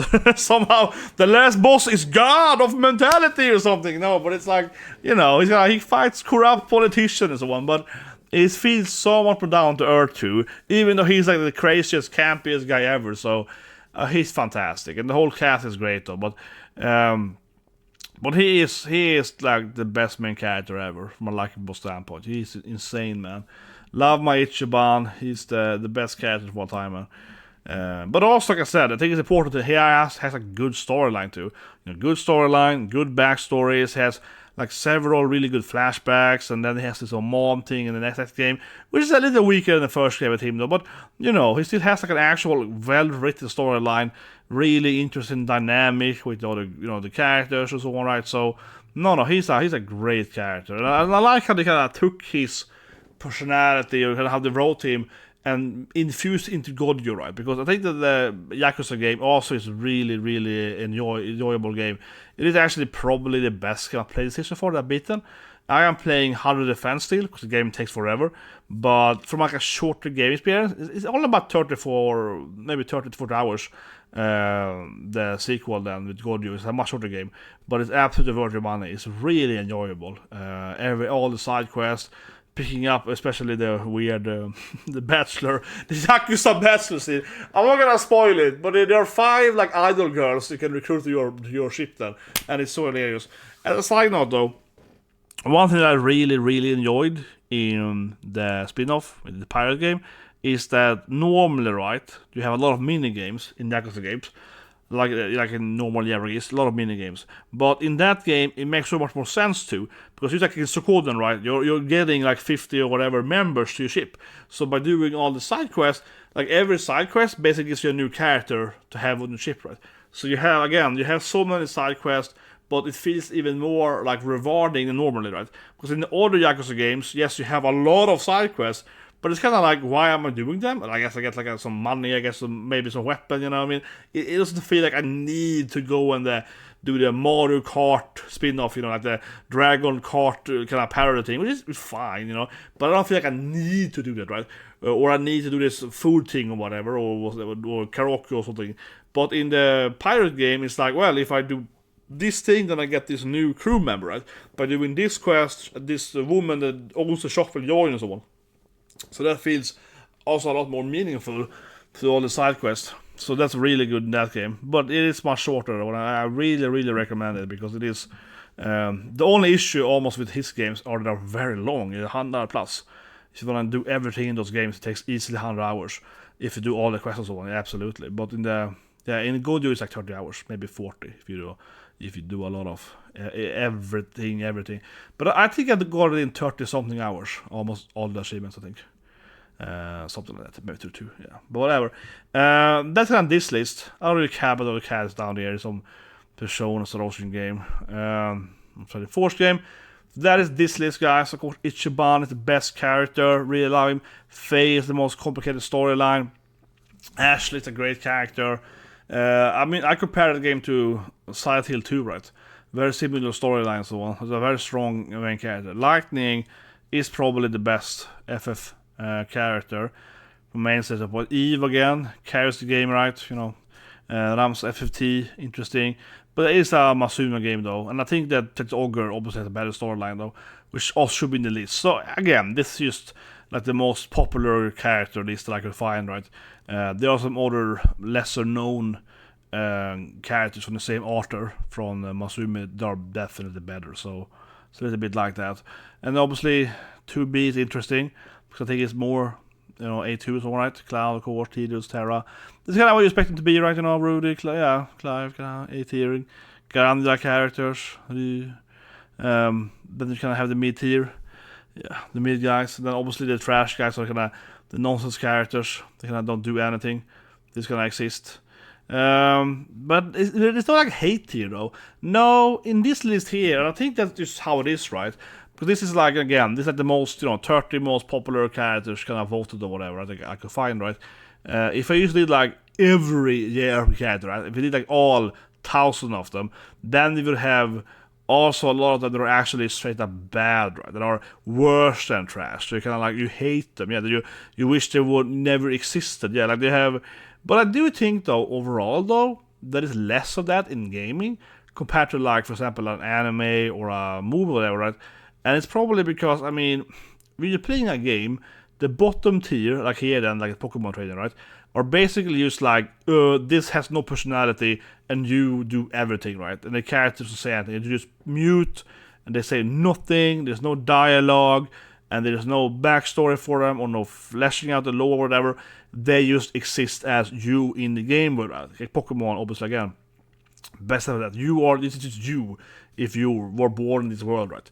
And that's kind of the bottom tier of gaming, where in anime, for example, character like Takamichi or Kazuyaya or those kind of characters, right?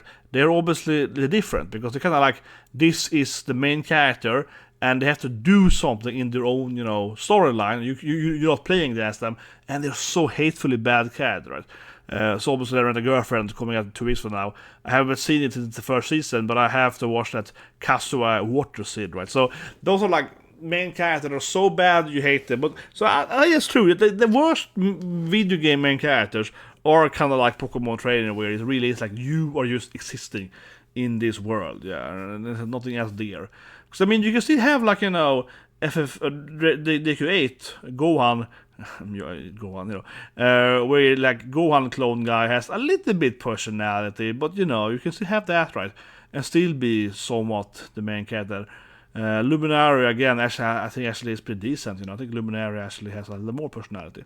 Now, if you go to the order list, this is the other most popular JRPG top tier list. I'm not gonna do all of these guys now then, because they obviously are mostly the same.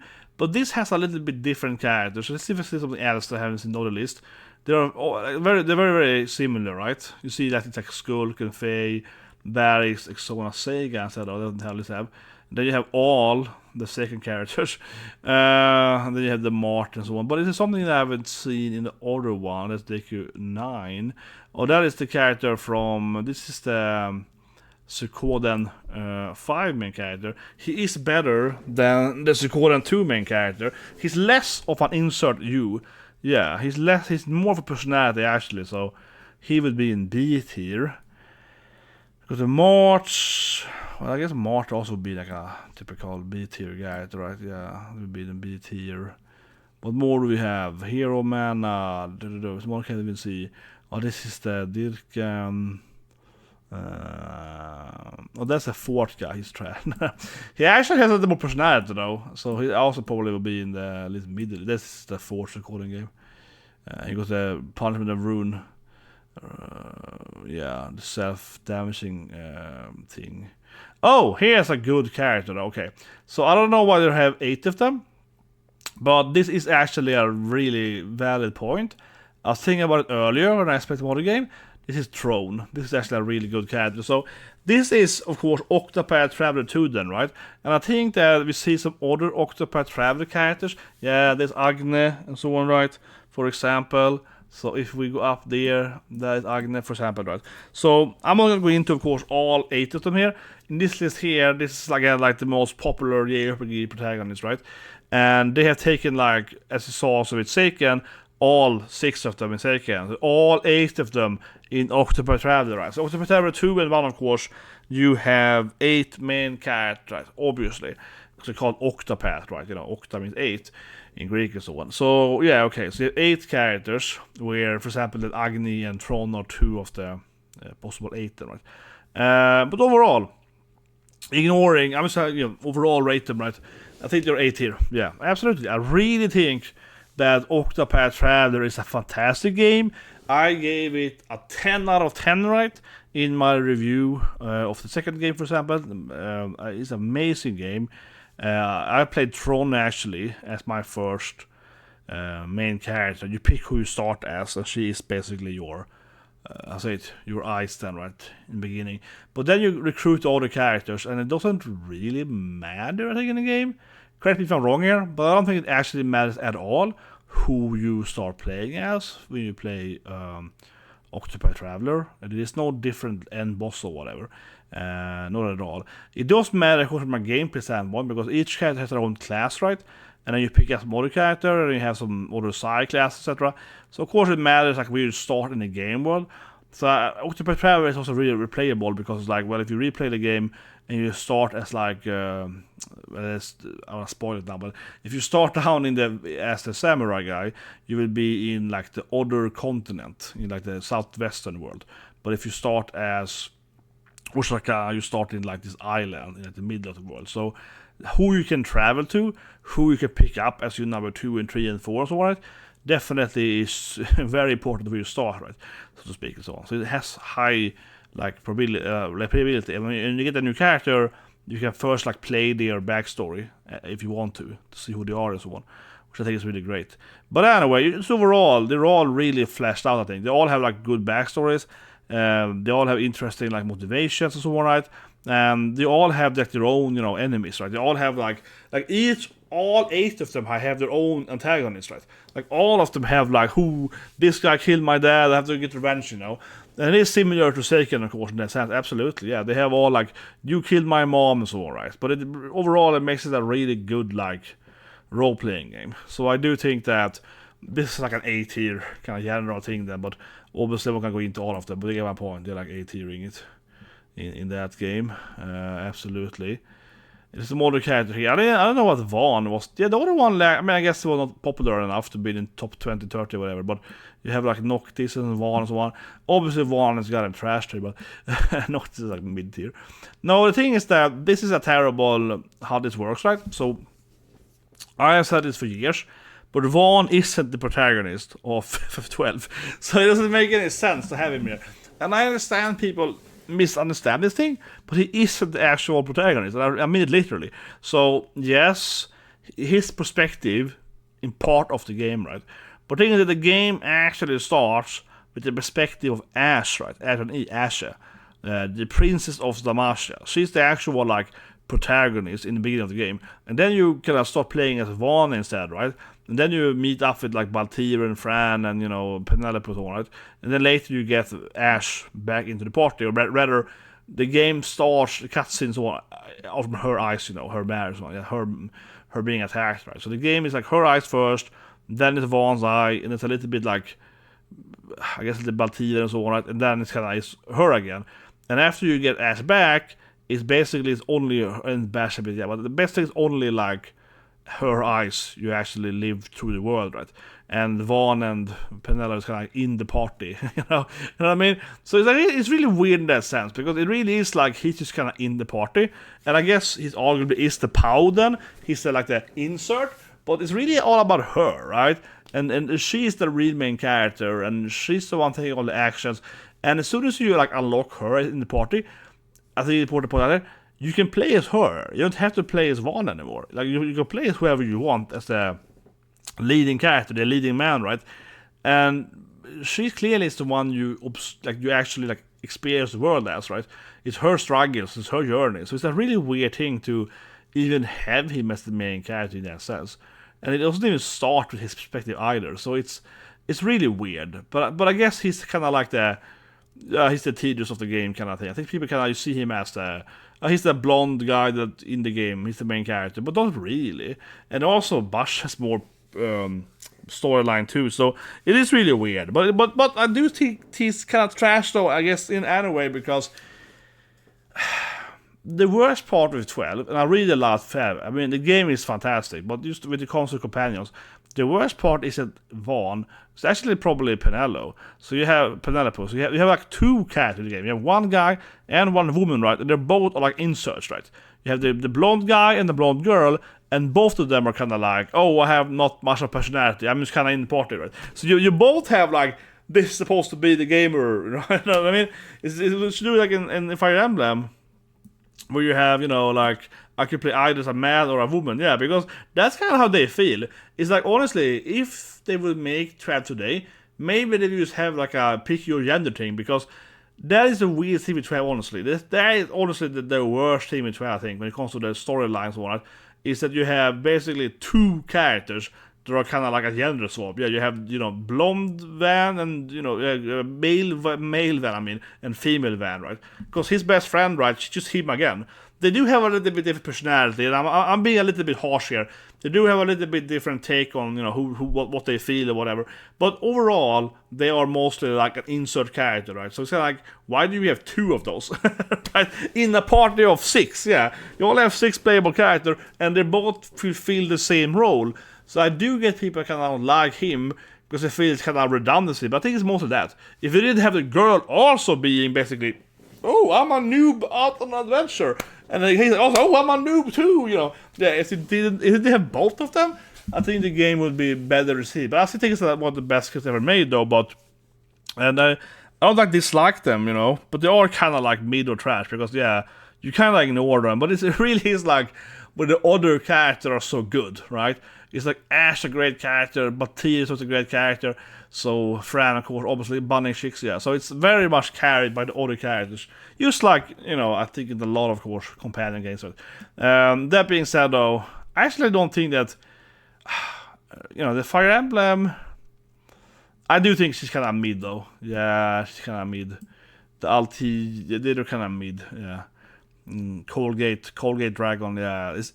So Byleth already was very much like, I'm the chosen one professor. But Engage, I think it's a very good gameplay wise. I love the game, right? It's very good fights, maddening, very good fights.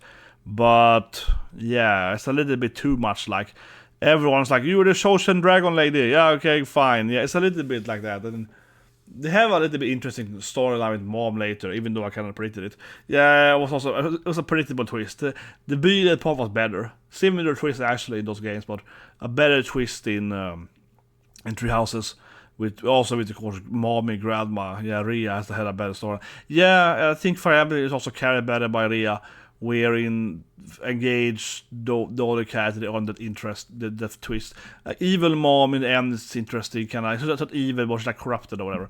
It's a little cool scene, but it's not as good. So she's probably like, yeah, mid. But there's some other characters I haven't talked about yet that are not like, it's a spam of some of the characters. Ichiban again, and Dan's girl from that game. That's Eve from the second game, I think. Yeah, I think Eve again, but that's another outfit, and that's this Octopath Traveler images. Oh yeah, that's like a brother, interesting. I guess they're like an A-tier character, right? So, that is the double Nier thing, I can explain it here, right? You have, of course, in the Japanese original Nier, you're playing as brother Nier, as it's called then, but he's actually Nier, right, you know? He's trying to save his sister Yona, right? She's like the, you know, the girl that dies right all the time with the flower. You have to pick out the flower, and there's like a flower in the Azamata and so on. This whole the white flower, the lily, so on. But Lunathera it's called. But anyway, the reason you have two characters is because in the outside of the America, they for some reason said this is like this weird thing where the American like publishing company told them that, oh, no one wants to play like a brother saving a sister. That's not relatable in America, so they need to make like a dad or something. So they remodeled the main character to an adult man instead, and it's the same storyline, but you're playing as her father instead. It doesn't make any sense. It's such a weird thing, you know. I don't know if it's true or not, but I read it several times in magazines back in the past, and it seems really strange to say that, oh no, but you can't sell a game in like Europe and USA, right? Where you're playing as like the brother of a dying sister. That's unrelatable. Like no one wanna save their dying sister. No one would ever do that. It's like no, but if you play her father instead, then gamers would like it because that's the only way. It's super strange, super weird argument if it's true. But I heard it's true. I read it several times. But it also might be like a mandala thing. You hear it from everyone, so it sounds true now then. But it's super weird. But if you play the remake then, right, Replicant, then you're playing as brother then, and then you eventually unlock father as like a. You become father in this like FTB game. You play this like side stuff. You become father. And I like that. I like this kind of cute like reference. So you only father inside this like hard battle fights. This is stupid Nier reference. But anyway, obviously, I assume people know it's Nier, right? You know, it's a lot of storyline. You're actually the bad guy or whatever. Yeah, it's so much storyline, you know. Obviously an A-tier character, a lot of drama, journey, emotions, right? It's an easy A-tier. For brother Nier or father Nier is obviously terrible. No, it's so weird. So I talk about the backstory a bit there, but interesting. FF1, Hero of Lightning. Oh, there he is. Because I do really like. Yeah, I think that the newest Tales game has the best storyline, basically, of all of them. So, I played the first Tales game, right, when it was released in, like, 95, 96. That's a decent storyline, but I actually genuinely think the latest one is the best one, basically. Yeah, from a story aspect, from a character aspect. I really love this scene. I started crying that scene where... I have spoiled too much here, but... the basic storyline is that the main character has no emotions, or has like he can't feel pain. He cannot feel pain and so on, right? And then his waifu, the main female, is his Sudre, but she has the power of Sudre. So she basically, everyone touching her takes damage, and it hurts them, right? So he's the only one that can touch her. And, so first they use her, like, power to fight someone, because, he's the only one he can, she can only team up with him, basically, right? And then they have very Sundere, and it's adorable. But then there's this one scene later, I thought to be vague now, but this is one scene later where he actually gets back his real emotion and memories and all that stuff, right? Obviously then, because he's like a memory loss as well. And of course you return them later, that's with the twist. But this is a really amazing scene where his memories are back, and now he feels pain then again, of course, right? So now he can't touch her anymore, right?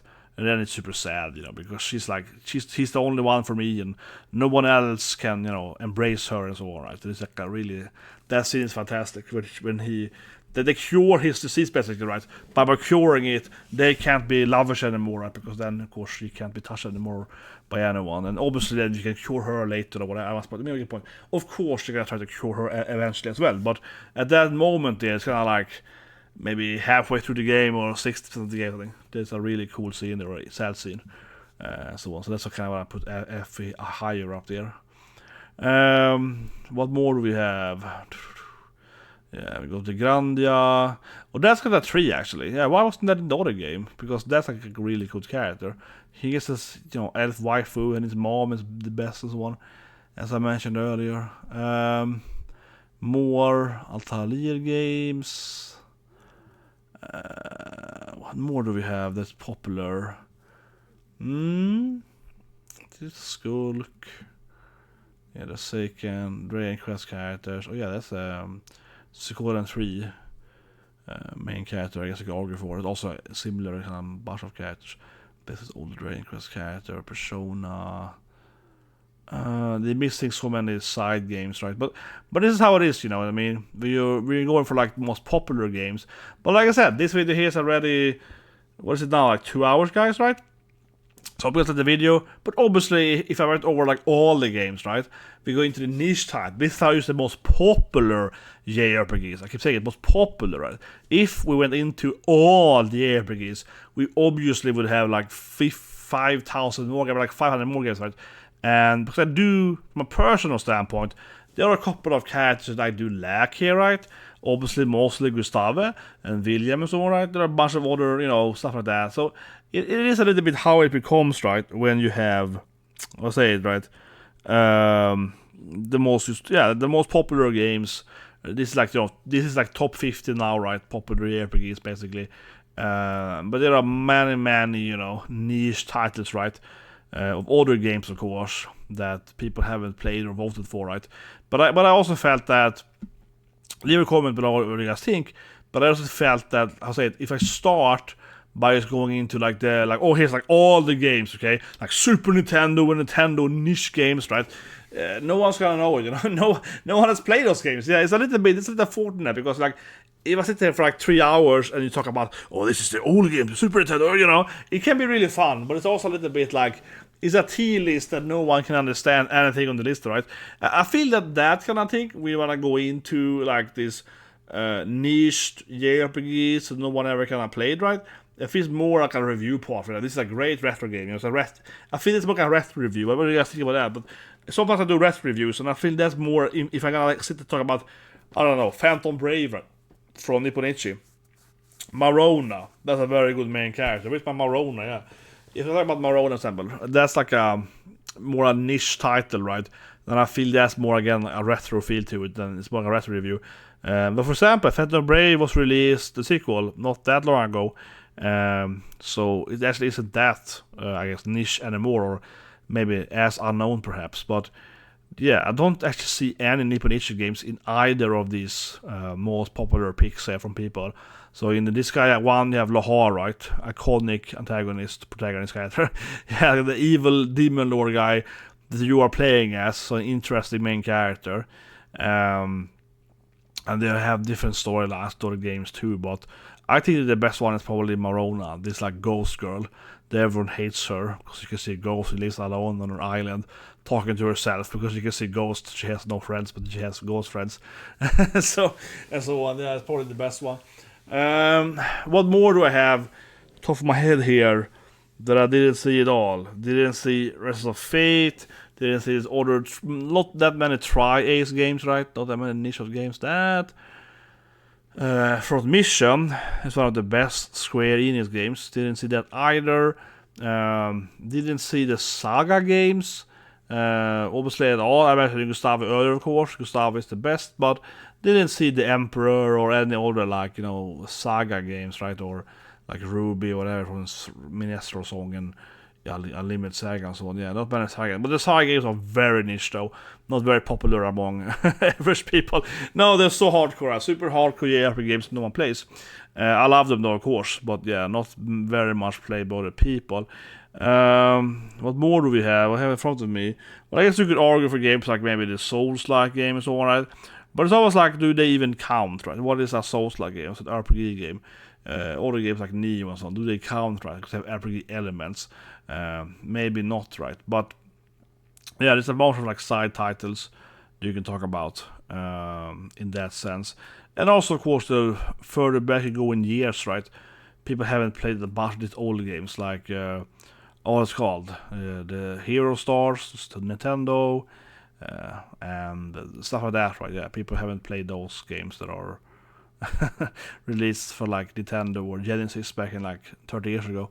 I did see Channel Force, that was nice, but I didn't see Phantasy Star though, like Rolf. Yeah, I didn't see Rolf, didn't see Nier, didn't see those characters. I don't think so on any list. Unless that, no, I don't think so. No, was that Phantasy Star maybe? No, I'm really unsure. That might be Rolf actually, with the space suit down there. Oh, is that actually? That could be the first Phantasy Star actually. Just when I mentioned it, yeah, I was like, yeah, that's a pretty base. Yeah, it's that Phantasy Star actually. Didn't see that in the previous one, so that's true. That's probably Rolf, right? Now that I've been unsure myself here, where that looks like Genesis color scheming from Sega there in those days. Yeah, I think so. And then you have, oh yeah, Skies of Arcadia. You haven't seen. You haven't seen Vice. That is, that is like the look that he has with his sword, but that is true.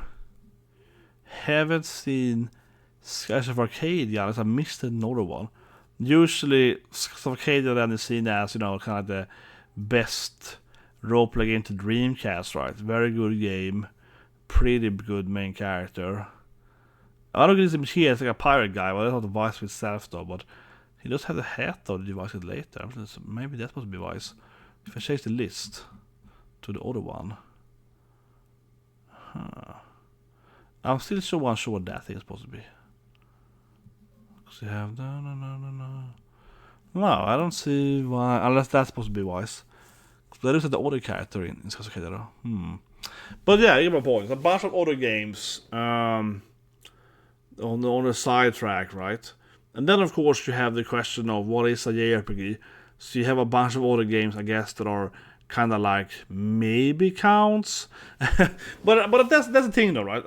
To be fair, yes, okay, these lists didn't have like Phantom Brave or The Sky or whatever. But they don't really have any like tactical JRPG games except like FFT, and maybe it's upvoted because it's Final Fantasy, right? So maybe that's why it's included, because people vote for that anyway because they know what Final Fantasy. Because otherwise the lists, these two votes lists here, they don't really have like like I said, for mission or whatever, yeah, or well, they do have Fire Emblem. Oh, that's true, but again, Fire Emblem, of course, is the most popular one, obviously, right? Fire Emblem, especially thanks to, of course, Three Houses, which has become a huge, famous name, right? Everyone does the cosplay as Rian, Edna, so yeah, like, it's so popular, right? So Fire Emblem has become like a super known game these days, right? On the Switch, right? But before that, I felt Fire Emblem was that game that most people only knew through Smash, right? You know, I played them since the beginning, right? But I think people mostly knew like, oh, who's that Mark guy? He's the blue hair guy in Smash. You know what I mean? He's like Skulk. Who's that? Who's the guy with the sword with the red sword? It's the guy from Xenoblade. Yeah. So I think Three Houses really put Fire Emblem on the map. So that's probably why that one and Final Fantasy are in this list. People have upvoted them, right? But it's not like people actually have played these other tactical role-playing games. So I guess that's kind of how it is, because there's like 50 other tactical role-playing games that also could be in the list. And like I said earlier, FFT, they tend to actually have some of the best writing to, right? Because they are much more focused on that, you know, war, tactics, betrayal, right? And they're more focused on usually much more intriguing. Because when you have this, like, you know, war storylines, right?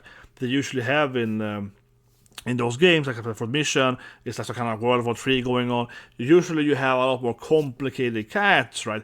The characters aren't just like good and evil. The characters are like, oh, I'm a soldier in World War III, and I'm not really sure who's the good guys, right? And you can decide who you want to join and so on. So those games tend to be a little more like complicated, right? And more, you know, deep, complicated characters and complex personalities. So that's a little unfortunate, because those characters I probably would actually rate them, most of them, higher in those games, right? Because again, the actual just how those games are presented and the actual structure of those games just makes them automatically become more like that. It's just kind of how it is. I would say definitely. But anyway, guys, for the video, subscribe, press the like button, right? I think it's a pretty fair estimation here, how it looks. This was kind of whatever, because I was the new ones. I think it's very fair to say Ichiban is my boy, right? Best character, so forth. And I do think that some of the mute cast aren't that good. I can see people being really angry at Chrono being in the bottom, but I think Chrono's a good character, right? And I think it's very important to think about that, honestly, when it comes to writing and so on, how you just like, no, but like, yes, we all love Chrono Trigger, but it's really not him, it's all about the character around him, right? It's like the, you know, it's the Robo and the Frog and the Magus, right? It's all like the character around him. It's all the characters that are in the party. But for example, with Cloud then, right? That's not how Cloud is. Yes, Tifa and Aerith and so on, right, are great characters, and Barrett, etc. But it's like, Cloud himself also has a personality, you know what I mean, so on. So there's a much stronger character than Chrono. This kind of existed, right? He is just the insert character, yeah. And if anything, I kind of dislike this, like, extremely I'm just a good person insert, where it's like, it's not even insert, because, you know, at least in some other games, you might have an insert character, but you have more freedom, right? So it really is like, oh, it's me, but I can do whatever I want. But Chrono is like a classic example of, he's an insert, and he's just like the goodest, you know, the goody two-shoe guy, yeah. Like, it's not even a true insert. It's just like, I'm here for the storyline. I'm here so we can be something in the storyline, and I'm only doing everything what everyone wants me to do. Yeah, I'm only doing good stuff, right? In some games, it's very insert, but you can also do bad stuff, or not necessarily bad stuff, but like you can do near for stuff. So for example, in Tactician, I mentioned earlier, it's a very, very good game. That game, first of all, the character, it has an actual personality backstory, but even if it didn't have that, in that game you can pick a lot of times what side of the conflict do you want to be on, right? So even if you were a pure self-insert, you still would have like, oh, I want to be a neutral, I want to try to, you know, fight both sides, I want to try to have peace or whatever, right? So you still would feel as, you know, inserted. I think some of the Fire Emblem characters, like for example Byleth and Altair, they're kind of like that. Yes, I'm the god dragon, and you know, and my personality is that I am the goddess dragon thing, and I'm a good dragon girl in that sense. But you still have a little bit of like, oh, but I want to help these guys, I want to fight these guys or whatever. So you do feel a little more like you have some purpose. But those reasons, like, yeah, they're also kind of like just automatically letting you fight stuff. It's not that much choice either, but a little more at least. But anyway, guys, we will just have a great day.